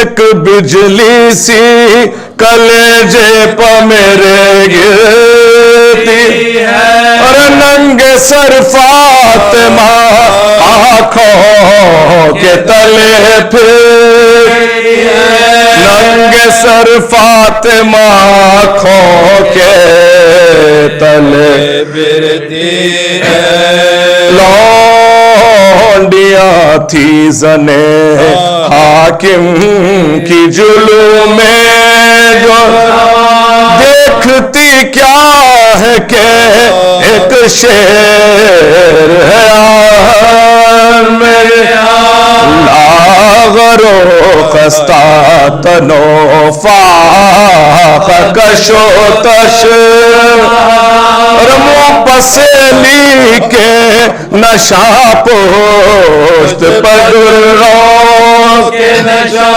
साक पाफाक से जंजीर में थर आती है, उस्तकानों से लरजने की सदा आती है, उस्तकानों से लरजने की सदा आती है, गिर्द आबिद के फिर हिंद बहाले तक रख दिया पांव पर सर अपना हटा कर,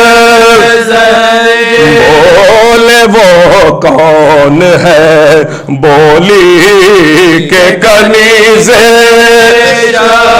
अस्सलाम रसनो तो को सलासल के है, वसीयत का महल मरने पर तैयार है, तो और कुछ कफन के लिए रखता है कि नादार, कुछ कफन के लिए रखता है कि नादार, न खा गोरो कफन मैं तुझे दूंगी, नंगे सर तेरे जनाजे के चलूंगी, मरने वाले तेरा क्या नाम है कब से बोले मौला भी 40 बरस जीना, नाम बेकस भी है कैदी भी है नादार, हाल ये है कि असीरी भी है आजाद भी है, हिंद ने पूछा मरज क्या है कहा रोके वो बोली दवा क्या है कहा, जो दरियाफ्त کیا کہنے لگے بول لیتا ہے خبر کون کہاں بے آہ کرنے کا سبب پوچھا تو شرمانے لگے تازیانوں کے نشاں پشت پر دکھلانے لگے تازیانوں کے نشاں پشت پر دکھلانے لگے قید خانے میں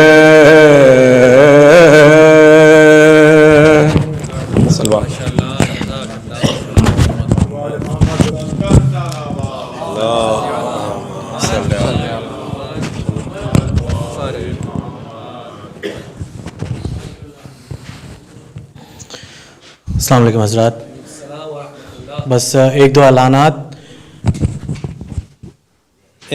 کل آئی سی حسینی میں ٹیبل ٹینس ٹورنامنٹ کا انعقاد کیا گیا ہے کل اور پرسوں. آپ اس کی انفارمیشن ویب سائٹ سے لے سکتے ہیں اور اس کو سائن اپ آپ لوگ کر سکتے ہیں جو بھی لوگ انٹرسٹڈ ہوں اس میں حصہ لینے کے لیے. دوسرا سیٹرڈے نائٹ کو ثقلین بھائی کی والدہ کی ایصال ثواب کی مجلس ہے. اس میں بھی آپ تمام حضرات سے تہہ دل سے میں گزارش کروں گا کہ آپ سب اس میں شرکت فرمائیے گا. اور اس کے بعد منڈے جو اپ کمنگ منڈے ہے اس کو بی ختیجہ سلام اللہ علیہا اللہم صلی علی محمد ان کی وفات کے سلسلے کی بھی مجلس حسینی میں اسی طرح جیسے آج ہوئی ہے فوراً ہی افطار کے بعد مجلس جو ہے وہ شروع ہو جائے گی, تو اس میں بھی آپ لوگ ضرور شرکت فرمائیے گا. اس کے ساتھ ہی بس میں گزارش کروں گا مولانا محبوب مہدی عابدی اللہ جفی صاحب سے کہ وہ آئیں اور برونق افروز ممبر ہوں. بر محمد و آل محمد صلوات صلی اللہ. جو حضرات باہر موجود ہیں ان سے گزارش ہے کہ وہ ہال میں تشریف لے آئیں. بر محمد و آل محمد بلند تر صلوات.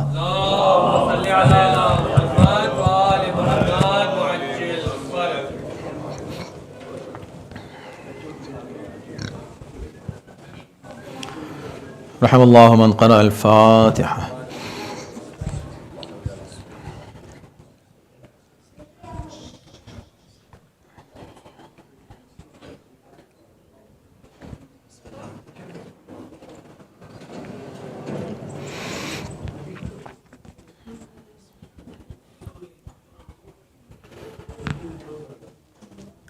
اعوذ باللہ السمیع العلیم من الشیطان اللعین الرجیم. بسم اللہ الرحمن الرحیم.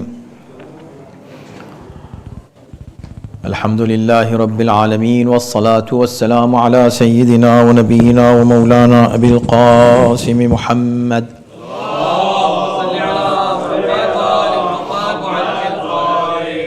وآلہ الطیبین الطاہرین المعصومین المظلومین واللعنة الدائمة على اعدائهم اجمعین من الآن إلى يوم الدين. أما بعد فقد قال الله سبحانه تبارك وتعالى في كتابه الكريم وهو أصدق القائلين وقوله الحق. بسم الله الرحمن الرحيم. شهر رمضان الذي أنزل فيه القرآن هدى للناس وبينات من الهدى والفرقان. صلوات.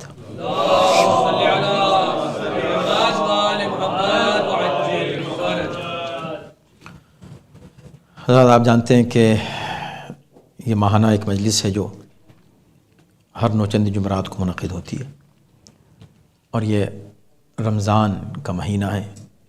اس مبارک مہینے کی نوچندی یعنی شب جمعہ, پہلی شب جمعہ.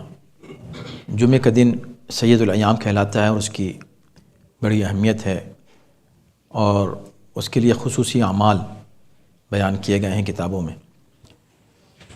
اور جمعے کی جتنی فضیلتیں بیان کی گئی ہیں وہ اصل میں جمعے کے دن سے نہیں بلکہ جمعے کی رات سے شروع ہوتی ہیں, کیونکہ دن ہمارے یہاں رات ہی سے شروع ہوتا ہے, شب سے شروع ہوتا ہے.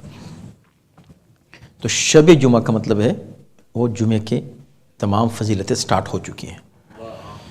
تو اس میں بہت کچھ روایات میں ہم کو ملتا ہے کہ اس کی اہمیت اتنی زیادہ ہے کہ آپ ہر ہفتے یہ جو 24 گھنٹے آتے ہیں ہفتے میں بہت ہی اہم ہیں. اس کی ایک ایک گھڑی کے لیے اعمال ہیں, ہر گھڑی کے لیے اعمال ہیں, پوری شب کے اعمال ہیں, جمعے کے دن پورے دن کے اعمال ہیں. تو کیا 24 گھنٹے کوئی بیٹھ جائے؟ نہیں, بیٹھ جائے تو سبحان اللہ, لیکن ایسا نہیں ہے, ضروری نہیں ہے. لیکن اس لیے ہے کہ تاکہ اس 24 گھنٹے میں جو گھڑی بھی آپ کو موقع ملے آپ اس سے محروم نہ رہ جائیں, یہ فائدہ ہے. تو ایک طرف ہے شب جمعہ کی اہمیت, دوسری طرف رمضان کے بھی یہ حال ہے. رمضان کے بھی تقریباً ہر گھڑی کے لیے آپ کے پاس اعمال موجود ہیں, دعائیں موجود ہیں. اتنی دعائیں ہیں کہ اگر آپ وہ دعائیں روزانہ کی, دن کی اور رات کی دعائیں پڑھیں اور اعمال کریں اور نمازیں پڑھیں تو آپ کو وقت ہی نہیں ملے گا کچھ اور کرنے کا.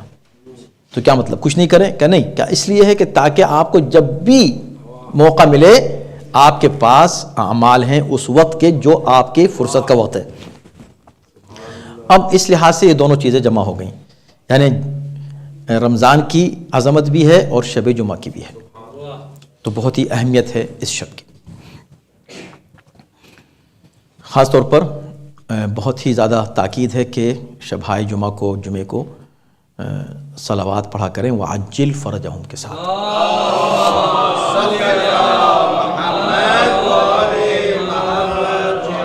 وعجل فرجہم جتنا ہو سکے, اور کم سے کم 100 مرتبہ تو کہنے میں کوئی آپ بیٹھے بیٹھے کہہ سکتے ہیں, ہے نہیں؟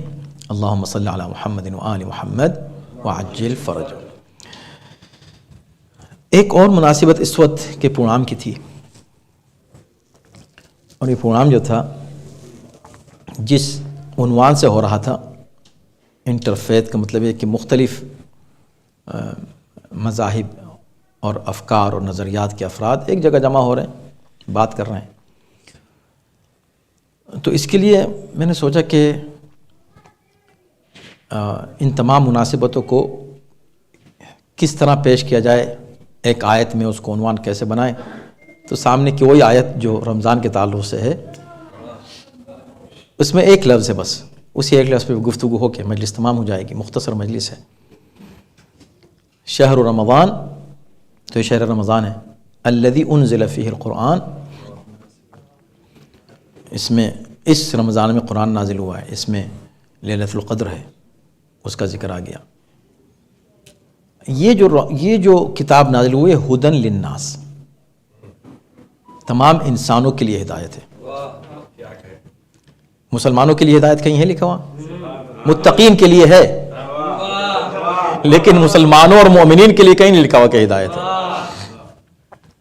لیکن ایک طرف کہا ہدن للمتقین, ایک طرف کیا کہا ہدن للناس, تمام انسانوں کے لیے ہدایت ہے. آپ ان دونوں کو کیسے جمع کریں گے؟ اور اگر عجیب بات ہے, دیکھیں, اگر کہنا ہی تھا تو پہلے ہدن للناس کہتا قرآن, بعد میں ہدن للمتقین کہتا. نہیں, پہلے ہدن للمتقین کہا, بعد میں ہدن للناس کہا. یہ اس جانب اشارہ ہے کہ پہلے متقین خود ہدایت پالیں, پھر اس ہدایت کو شیئر کریں اور کنوے کریں عام انسانوں کی طرف. اب آپ کو جو کچھ قرآن کے بارے میں اور اس کی ہدایت کے بارے میں معلوم ہے, آپ تک محدود نہیں رہنا چاہیے. کیوں؟ اس لیے کہ جو کتاب آپ کے لیے ہدایت ہے وہ اصل میں تمام انسانوں کے لیے ہدایت ہے, اور آپ کی ہماری ذمہ داری کہ ہم اس کو دوسرے انسانوں تک اس پیغام کو پہنچائیں. اور یہ انٹرفیتھ کا جو پروگرام ہے اس کا ایک بہترین ذریعہ ہے کہ ہم اپنی بات دوسروں تک پہنچا سکیں. اور وہ جو ایک پروپیگنڈا ہوتا ہے کہ اسلام ایک ایسا ریلیجن ہے, وائلنس کا ریلیجن ہے, اس میں ٹولرنس نہیں ہے, وغیرہ وغیرہ, جو بھی پروپیگنڈا کیا جاتا ہے, اور اس میں ظاہر سی بات ہے کہ دونوں طرح کے دشمن اس میں ملوث ہیں, خارجی بھی داخلی بھی, دونوں اس کے ذمہ دار ہیں. اسلام کی بدنامی کے لیے جو کچھ بھی کیا جاتا ہے اس میں دو لوگ ذمہ دار ہیں, دونوں ذمہ دار ہیں. باہر کا دشمن اس لیے ذمہ دار ہے کہ وہ خواہ مخواہ وہ جانتا ہے کہ اسلام وہ مذہب نہیں ہے, لیکن اس کے اوپر اس طرح کے اتہامات لگاتا ہے. داخلی جو دشمن ہے وہ موقع دیتا ہے خارجی دشمن کو, حرکتیں ایسی کرتے ہیں. اب مسجد میں نماز پڑھنے آئے ہیں, نماز پڑھنے آنے والوں کو کافر کہہ کے ایک شخص مارنے آیا ہے, اور کہیں نہیں ملتا کہ جو مارنے آیا تھا اس نے پہلے نماز بھی پڑھی ہوگی. اس نے نماز نہیں پڑھی, وہ صرف مارنے آیا ہے نمازیوں کو. تو نمازی تو ہو گئے کافر, نمازیوں کو مارنے والا ہو گیا مسلمان. یہ کون سا نظریہ ہے, یہ کون سا دین ہے؟ یہ بالکل ایسا ہی ہے کہ ابو طالب تو ہو گئے کافر, ابو سفیان ہو گیا مسلمان.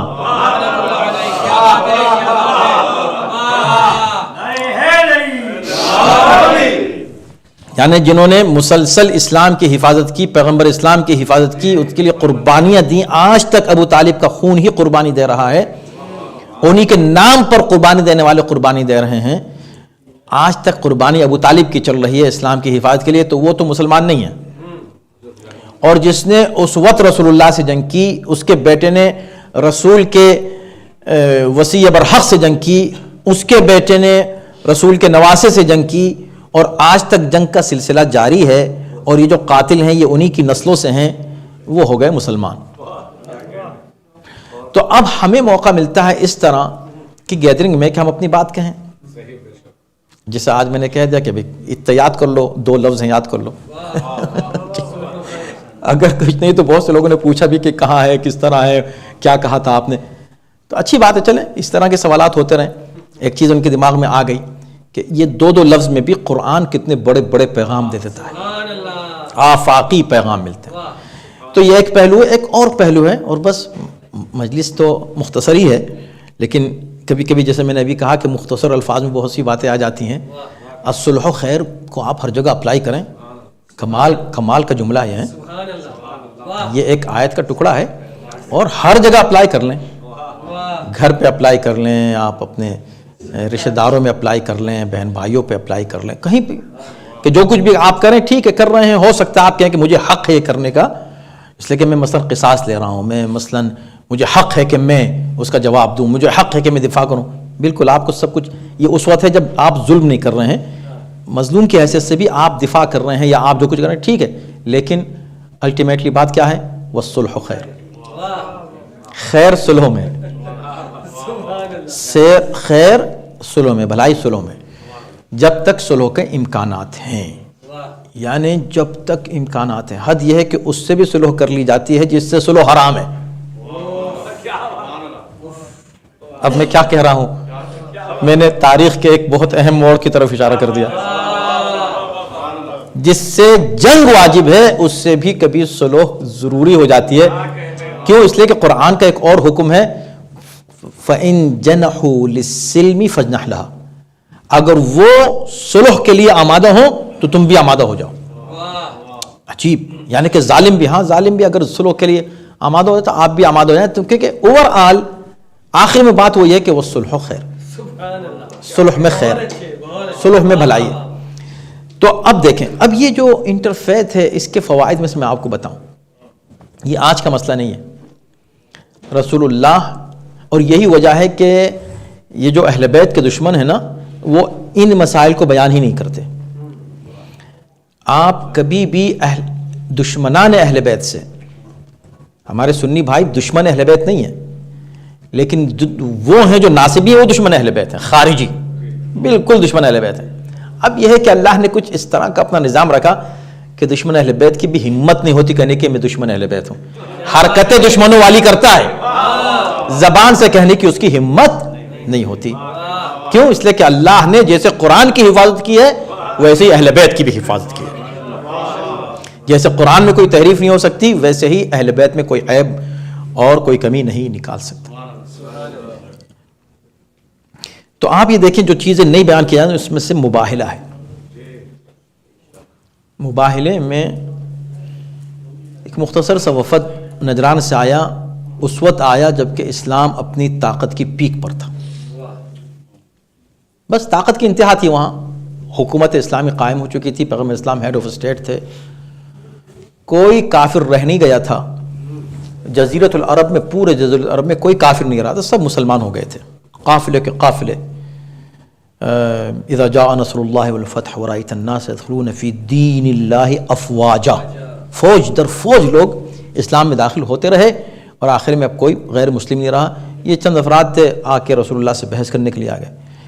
کہہ سکتے تھے کہ بھی دیکھو بحث کا زمانہ چلا گیا, اب ہماری حکومت ہے, تم کو مسلمان ہونا تو ہو جاؤ ورنہ ہم تمہیں سزا دیں گے. نہیں کہا, ان سے بحث شروع کر دی, بحث بھی کی, ان کے جوابات بھی دیے. وہ کٹ حجتی پہ اڑے ہوئے تھے. کٹ حجتی سمجھتے ہیں کیا؟ یعنی ضد اور عناد اور بغیر عقل و خرد کی باتیں کرنا, زور زبردستی سے اپنی بات منوانے کی کوشش کرنا, جبکہ پیغمبر اسلام عقل و منطق سے گفتگو کر رہے تھے. وہاں بھی ایک موقع آ گیا تھا کہنے کا کہ دیکھو میں نے سب باتیں تم کو سمجھا دی, اب نہیں مان رہے ہو تو اب ہم تم کو سمجھائیں گے. وہ بھی نہیں ہوا. ان کو پھر موقع دیا جا رہا ہے. آخر میں موقع کیا ہو رہا ہے کہ چلو ہم مباہلہ کرتے ہیں. یعنی کتنا پیسفل ہے اسلام, آپ سوچیں. لیکن اس کے جو میں نتیجہ آج کی بات کا نکالنا چاہ رہا ہوں یہاں ہے, کیونکہ مباہلے کے اوپر تو آپ بہت کچھ سن چکے ہیں, اتنے پہلو ہیں. دیکھیں,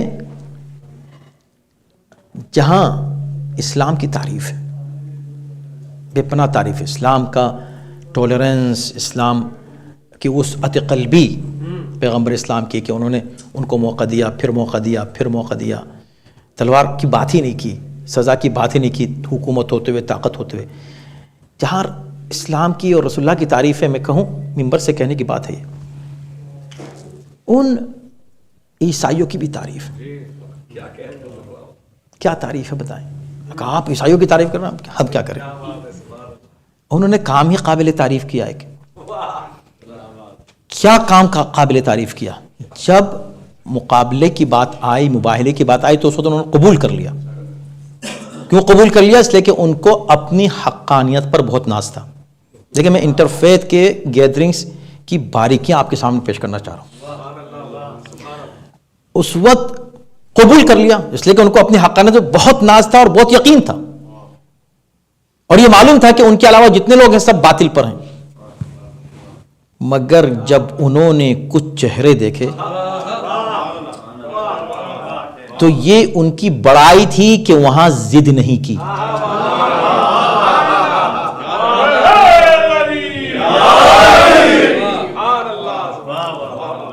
اب ضد نہیں کی. انہوں نے کہا اب ہم ضد نہیں کر سکتے. کیوں نہیں کر سکتے؟ بات تو ان کی بات تو سنیں گے, بات سننے کی بات ہی نہیں ہے. چہرے ہی ایسے ہیں کہ ہر چہرہ یہ بتا رہا ہے کہ یہ جو کہہ دیں گے خدا وہی کرے گا, یہ جو کہیں گے خدا کی طرف سے وہی ہوگا. مان لیا. دیکھیں, مان لیا. تو میں نے کہا کہ تعریف ان کی. اچھا, جب تعریف آپ کہیں ارے پھر بھی آپ لفظ تعریف کیوں استعمال کر رہے ہیں؟ اس لیے استعمال کر رہے ہیں کہ دیکھیں, جس کی برائی کی جائے تو ہم اسی کی برائی کر سکتے ہیں جس پر خدا کا عذاب آنے والا ہو, اور جو عذاب سے بچ جائے ہم اس کی برائی کیسے کر دیں. اس کے گویا کہ ان کے لیے فوری طور پر جو اس کی جزا ملی اہل بیت کے چہرے کو دیکھ کر احترام کا مظاہرہ کرنے کی, جو جزا ملی کیا تھی کہ آنے والا عذاب ٹل گیا ان سے. ٹلا کہ نہیں ٹلا؟ ٹل گیا, عذاب ٹل گیا. اور اس کے بعد پھر پیغمبر اسلام نے کہا تم رہو, تمہارا جو بھی مذہب ہے اس پر رہو قائم, تم کو صرف جزیہ دینا ہے کہ وہ خرچے جو تمہاری سیکیورٹی کے لیے برداشت یہ حکومت کرے گی وہ تم ہر جگہ پوری دنیا میں ہوتا ہے. آج بھی آپ نے پولیس والوں کو بلایا, ان کو پیسے دیے کہ نہیں دیے؟ تو بس وہ تھا, وہ جزیہ تھا. جزیہ کا مطلب کوئی اور چیز نہیں ہے, لوگ اس کو بھی غلط انداز سے لیتے ہیں. تو اوور آل ہم کیا کہنا چاہ رہے ہیں, اس میں بہت سے میرے ذہن میں باتیں آ رہی ہیں, لیکن میں ختم کرنا چاہتا ہوں کہ عیسائی, نان مسلم بہت سے موقعوں پر انصاف پسند ہوتے ہیں مسلمانوں سے زیادہ, بہت زیادہ. یعنی نو کمپیریزن. میں اگر کہوں نو کمپیریزن تو صحیح ہے. سب مسلمانوں سے نہیں, وہ مسلمان جو خود کو مسلمان تو کہتے ہیں لیکن اہل بیت کی عزت اور حرمت نہیں کرتے, وہ کافروں سے بدتر ہیں. اس میں کہنے میں کوئی جھجک مجھ کو نہیں ہے, اس لیے کہ قرآن اور حدیث کی روشنی میں اور عقل کی روشنی میں کہہ رہا ہوں, اور تجربے کی روشنی میں کہہ رہا ہوں کہ یہ جو ٹیررسٹ ہیں جو آ کر ایک مسجد میں اس انداز سے بے گناہوں کو مار دیں, یا سعودی عرب میں ابھی اس حکومت نے جو خود کو مسلمانوں کا نمائندہ کہتی ہے, اس نے بے گناہ بچوں کو ان کے سر قلم کر دیے, اور پوری دنیا خاموش ہے. تو یہ کیسے مسلمان ہیں؟ تو جو مسلمان اہل بیت کی عزت نہیں کرتا، اس کا مطلب وہ رسول اللہ کی عزت نہیں کرتا. رسول اللہ کی عزت نہیں کرتا تو اس کی کوئی ویلیو نہیں ہے. لیکن اس کے برعکس اگر کوئی نان مسلم ہے اور وہ اہل بیت کی عزت و حرمت کرے اور کرتا ہوا نظر آئے تو وہ کہیں زیادہ بہتر ہے ان مسلمانوں سے. بلکہ میں نے کہا کمپیریزن اس لیے نہیں ہے کہ تاریخ نے ہمیں یہ بتایا کہ جس نان مسلم نے، کتنے واقعات اس وقت فوراً میرے ذہن میں، آپ کے ذہن میں آ رہے ہوں گے، جس کسی نان مسلم نے کبھی اہل بیت کی تعظیم کی ہے تو اہل بیت کی تعظیم کا اس کو انعام اسی دنیا میں ملا ہے. اور سب سے بڑا انعام ان کو ملا جنہوں نے زیادہ اہل بیت کی عظمت اور ان کی حرمت کا خیال رکھا. جتنا زیادہ رکھا اتنا زیادہ ان کو انعام ملا. حد یہ ہے کہ کچھ ایسی شخصیتیں ہیں کہ جن کو فوری طور پر دولت ایمان نصیب ہوئی. اہل بیت کو دیکھا مومن ہو گئے. نہ صرف یہ، اس سے بھی بڑا ان کو مقام حاصل یہ ہوا کہ وہ اہل بیت کے نام پر فوراً مسلمان ہوتے ہی شہید بھی ہو گئے. توجہ کیجیے گا، اس لیے کہ شہادت سے بڑا کوئی اور مقام نہیں ہے. اب نہ انہوں نے نمازیں پڑھی ہیں، نہ روزے رکھے ہیں، نہ حج کیے ہوئے ہیں، نہ کبھی اس سے پہلے زکوٰۃ دی ہے، سمجھے، نہ رکوع کیے ہیں، نہ سجدے کیے ہیں، نہ خود سینے پہ ہاتھ رکھ کے کہا میں مسلمان ہوں، کوئی نعرے نہیں کیے، کچھ بھی نہیں. ابھی مسلمان ہوئے اور ابھی شہید ہو گئے اور ان کا رتبہ ایسے لاکھوں مسلمانوں سے کہیں زیادہ آگے بڑھ گئے. کتنی مثالیں آپ کے سامنے، اور سب سے بڑی مثال ہمارے سامنے کربلا ہے. میں نے اس دن جناب وہاب کلبی کا ذکر کیا تھا، اب میں ان کا ذکر نہیں کروں گا. وہاب کلبی تو آئے تھے نا، آ کر امام حسین سے ملاقات کی تھی. ملاقات کر کے وہ فوراً ملاقات کرتے ہی نوجوان مسلمان ہو گئے. کیوں؟ اس لیے کہ چہرے کو دیکھا، صورت کو دیکھیں. اب کہاں یہ، کہاں عمر سعد ہیں. عمر سعد ایک صحابی کا بیٹا ہے، بچپن سے حسین کو دیکھا ہے، مسلسل دیکھ رہا تھا. مگر آپ اس کو دیکھیں، اور اس نے ایک بار دیکھا اور دیکھیں اللہ نے کیا انعام دیا اس احترام کا جو اس کے دل میں آیا امام حسین کے لیے، کہ اس کو شہادت نصیب ہوئی بہت بڑی. اور آج شہادت بھی کون سی شہادت، کون سی شہادت، شہید تو بہت ہیں شہید. یہ وہ شہید ہیں کہ جن کے مقام تک کوئی دوسرا شہید پہنچ ہی نہیں سکتا. کربلا کی شہداء کے مقام پر کوئی اور دوسرا شہید پہنچ نہیں سکتا. بہت بڑا مقام ہے، اس میں شامل ہو جائیں وہاب کلبی راتوں رات، کتنی بڑی بات ہے. اچھا، اب میں وہاب کلبی کا ذکر نہیں کرتا اس لیے کہ انہوں نے تو رسول کے نواسے کو دیکھا، چہرے کو دیکھا. چہرے کو دیکھنے کی کچھ تاثیر تو ہوگی. مجھے ایک ایسا عیسائی نظر آ رہا ہے تاریخ میں جس نے حسین کے چہرے کو دیکھا تو صحیح، لیکن شہادت کے بعد دیکھا.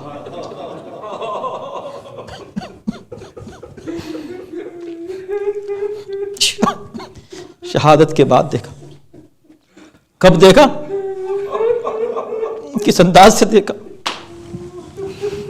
کتنی بار آپ نے سنا ہے سفیر روم کا واقعہ.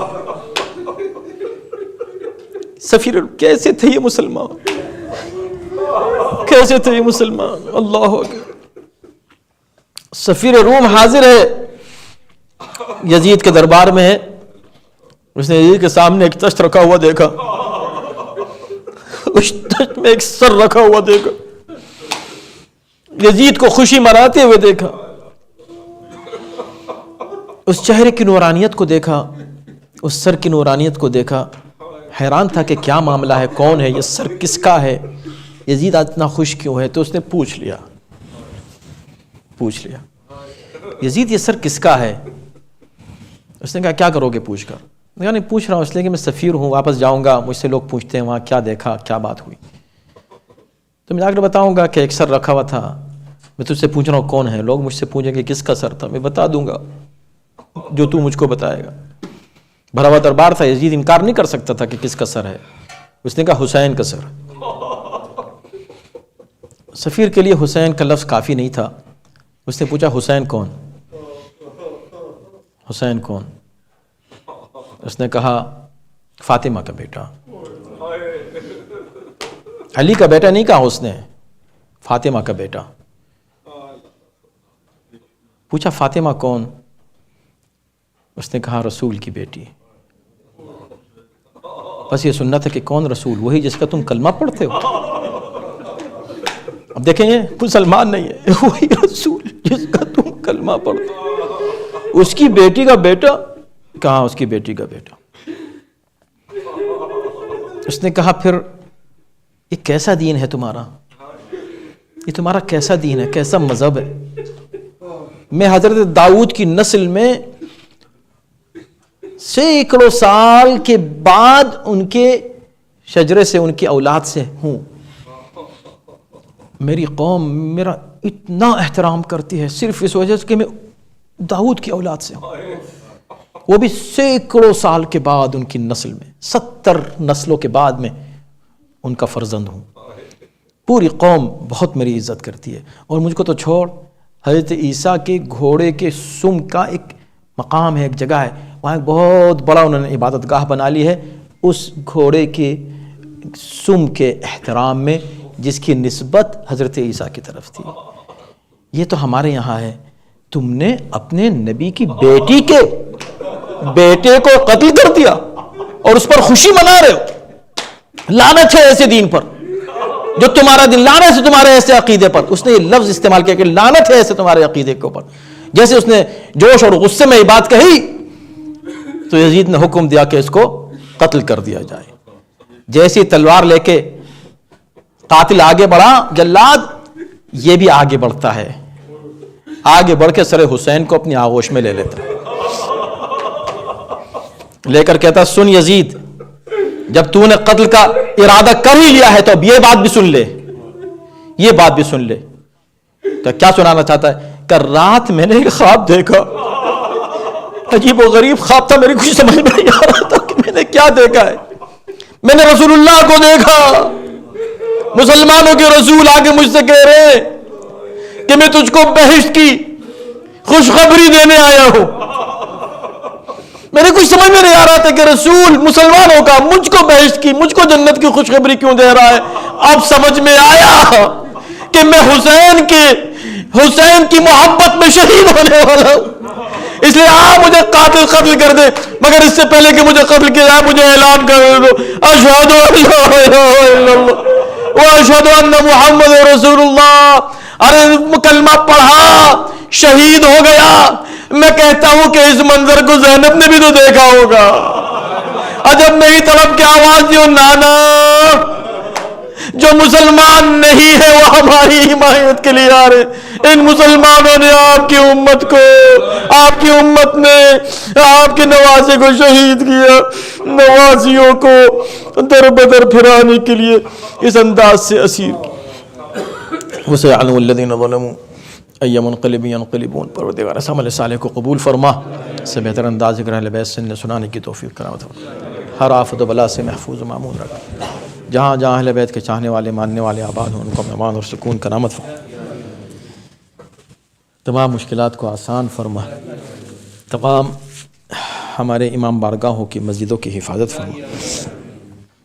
امام زمانہ کے ظہور میں تعجیل فرما، ان کے عنوان انصار میں داخل شامل فرما. ماتم حسن.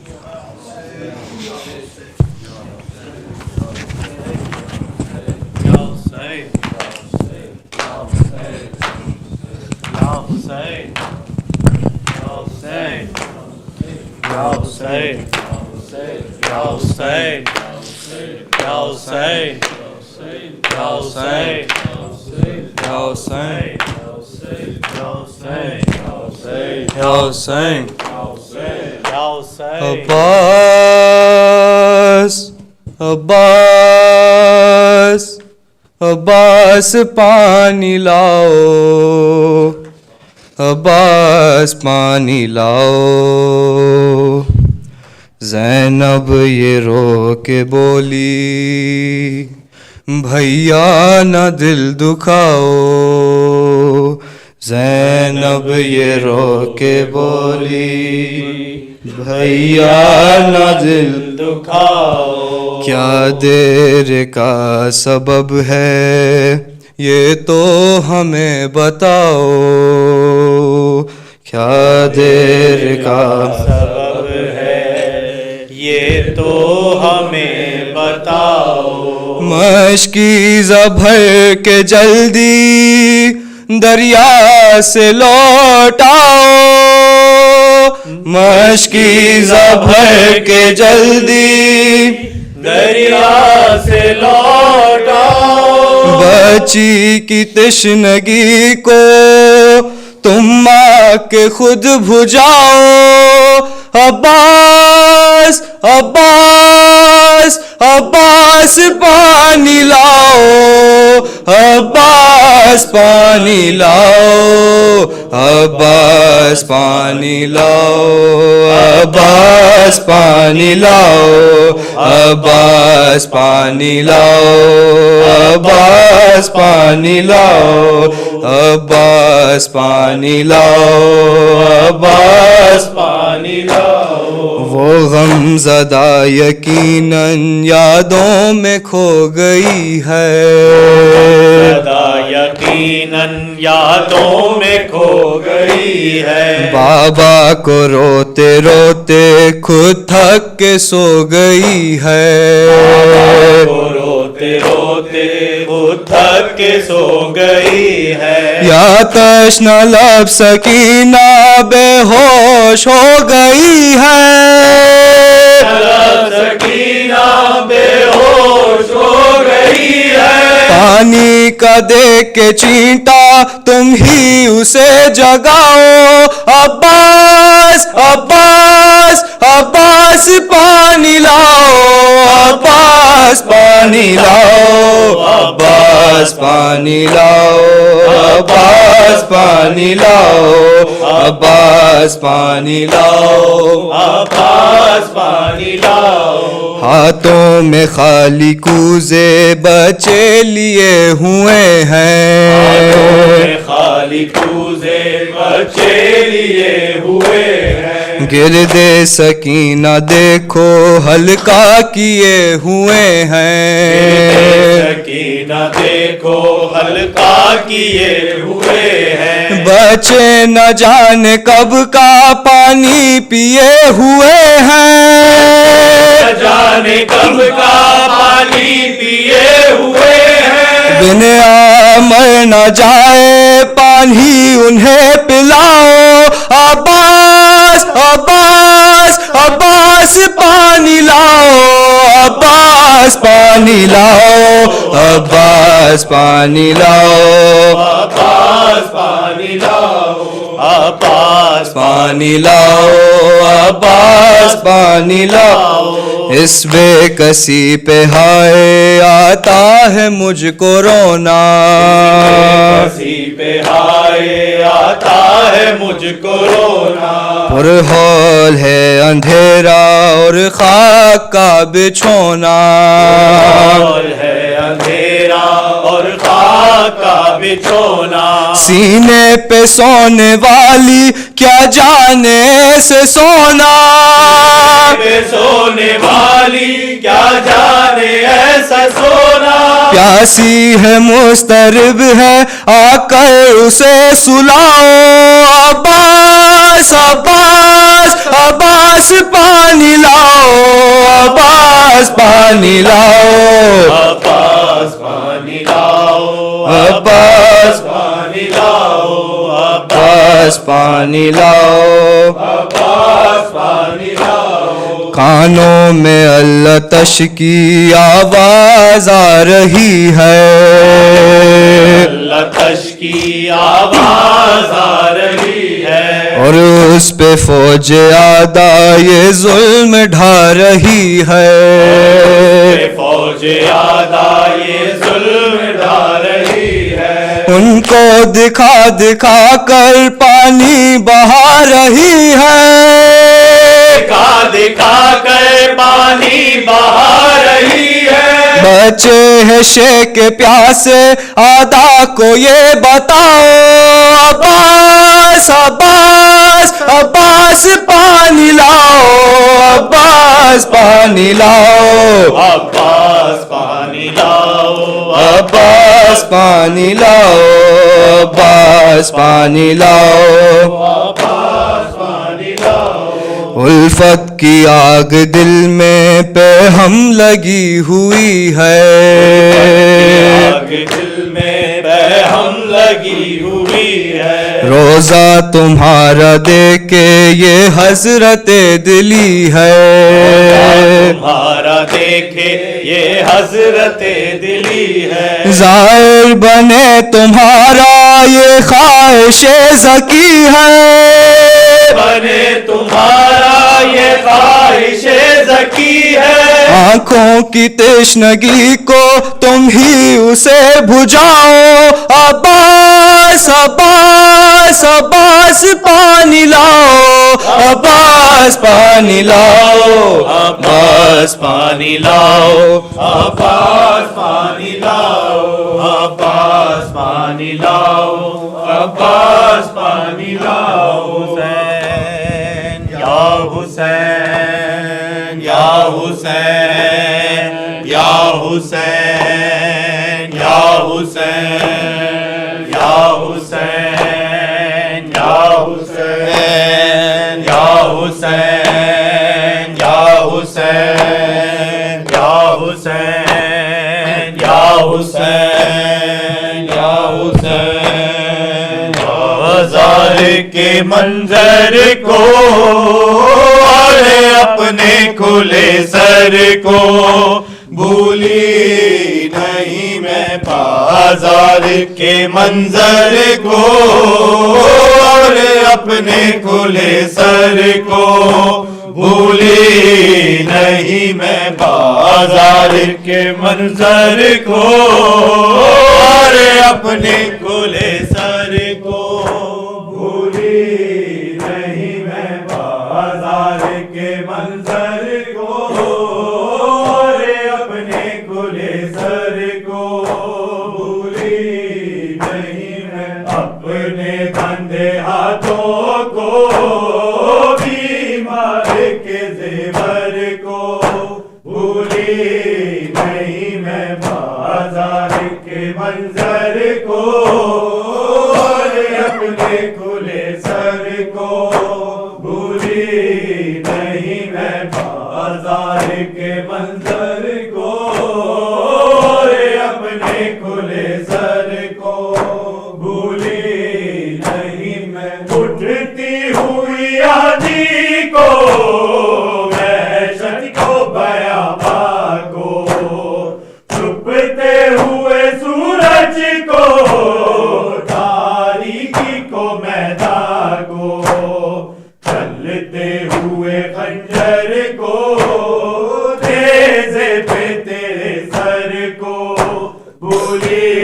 نہیں میں، بازار کے منظر کو اور اپنے کھلے سر کو بھولی نہیں میں، بازار کے منظر کو اور اپنے کھلے سر کو بھولی نہیں میں، اٹھتی ہوئی آندھی کو وحشت کو بیاباں کو، چھپتے ہوئے سورج کو تاریکی کو میدان کو، چلتے ہوئے خنجر کو نیزے پہ تیرے سر کو بھولی نہیں میں، بازار کے منظر کو اور اپنے کھلے سر کو بھولی نہیں میں، بازار کے منظر کو اور اپنے کھلے سر کو بھولی نہیں میں، لہراتے ہوئے نیزا ہے شگر کا وہ بڑھنا، آگے میرے پیچھے ہر بی بی کا وہ چھپنا، شولوں میں گرے گھر کو چمٹی ہوئی چادر کو بھولی نہیں میں، بازار کے منظر کو اور اپنے کھلے سر کو بھولی نہیں میں، بازار کے منظر کو اور اپنے کھلے سر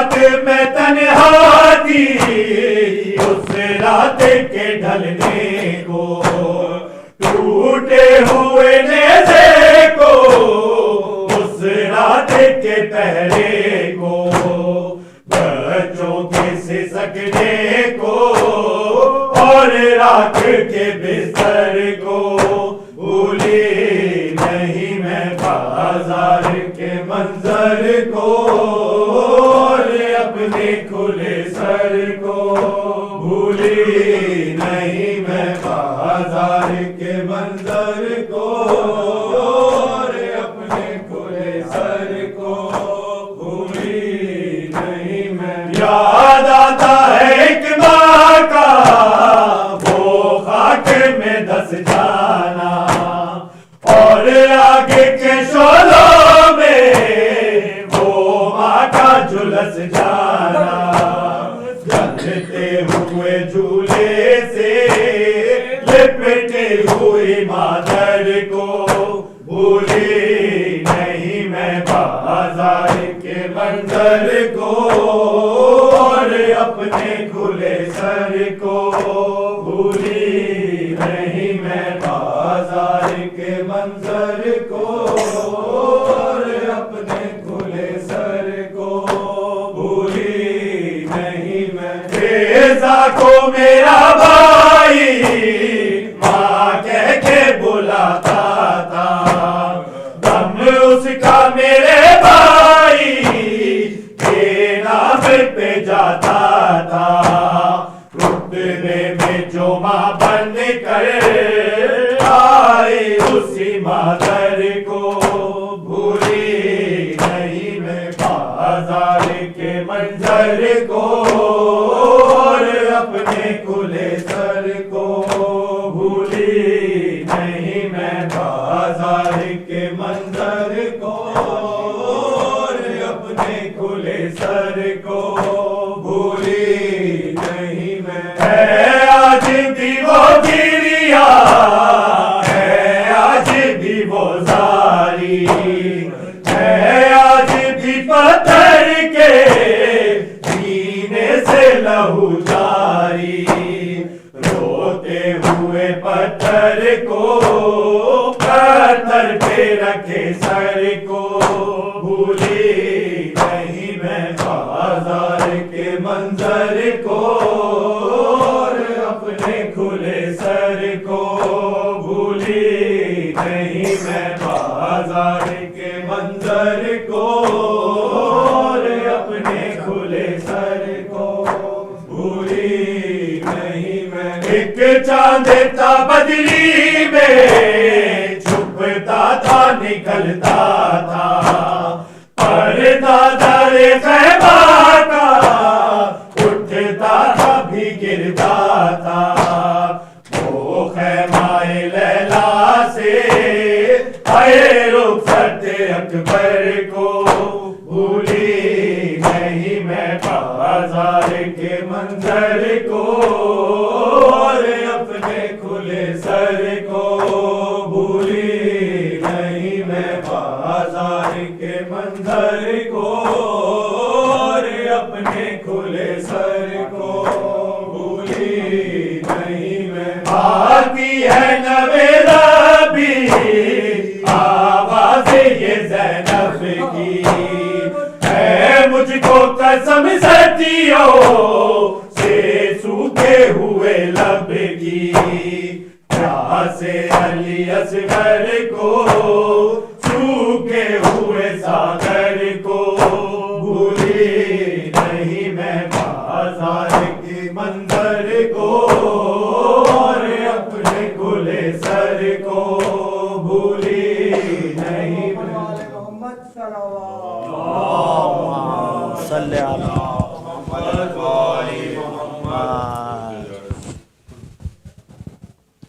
السلام علیکم یا ابا عبداللہ، السلام علیکم یا ابن رسول اللہ، السلام علیکم وجدک و ابیک و امک و اخیک، خصوصاً سیدی و مولائی مولا ابو الفضل العباس ابن امیر المومنین باب الحوائج باب المراد خیر الناس عبد الصالح ساقی العطاشی سقائے حرم سقائے معصومہ کاشف الکرب کمر بنی ہاشم حامل لواء علمدار کربلا रूही व जिस्म लकल फ़िदा। अस्सलाम अलैका या गरीबुल गुरबा। अस्सलाम अलैका या मुइन ज़फ़ा वल फ़ुक़रा। अस्सलाम अलैका या शम्स सुमूस अय्युहल मदफून बेअर्ज़तूस। अस्सलाम अलैका या मुहिस शियत व ज़वार फ़ी यौमिल जज़ा या अबल हसन या अली इब्न मूसा रज़ा राज़ी बिल क़द्र व क़ज़ा रहमतुल्लाहि व बरकातुहू। अस्सलाम अलैका या इमाम असर व ज़मान। अस्सलाम अलैका या शरीकुल कुरान। अस्सलाम अलैका या काते कुफ्र व तुग़यान। अस्सलाम अलैका या दाफ़े ज़ुल्म वल उद्वान। अस्सलाम अलैका या मज़हर अल अमान। अस्सलाम अलैका या खलीफ़तुर रहमान। अस्सलाम अलैका या इमाम सवल जान। अजल्लल्लाहु ताला फ़रजक व सल्लल्लाहु ताला मख़रजक व ज़हूरक व जअलना मिन अवानिक व अंसारिक व रहमतुल्लाहि व बरकातुहू। हक़ सजदा इमाम कुल इमाम नूर हक़ नारा हैदरी बर दुश्मनान अहले बैत लानत। जज़ाकल्लाह।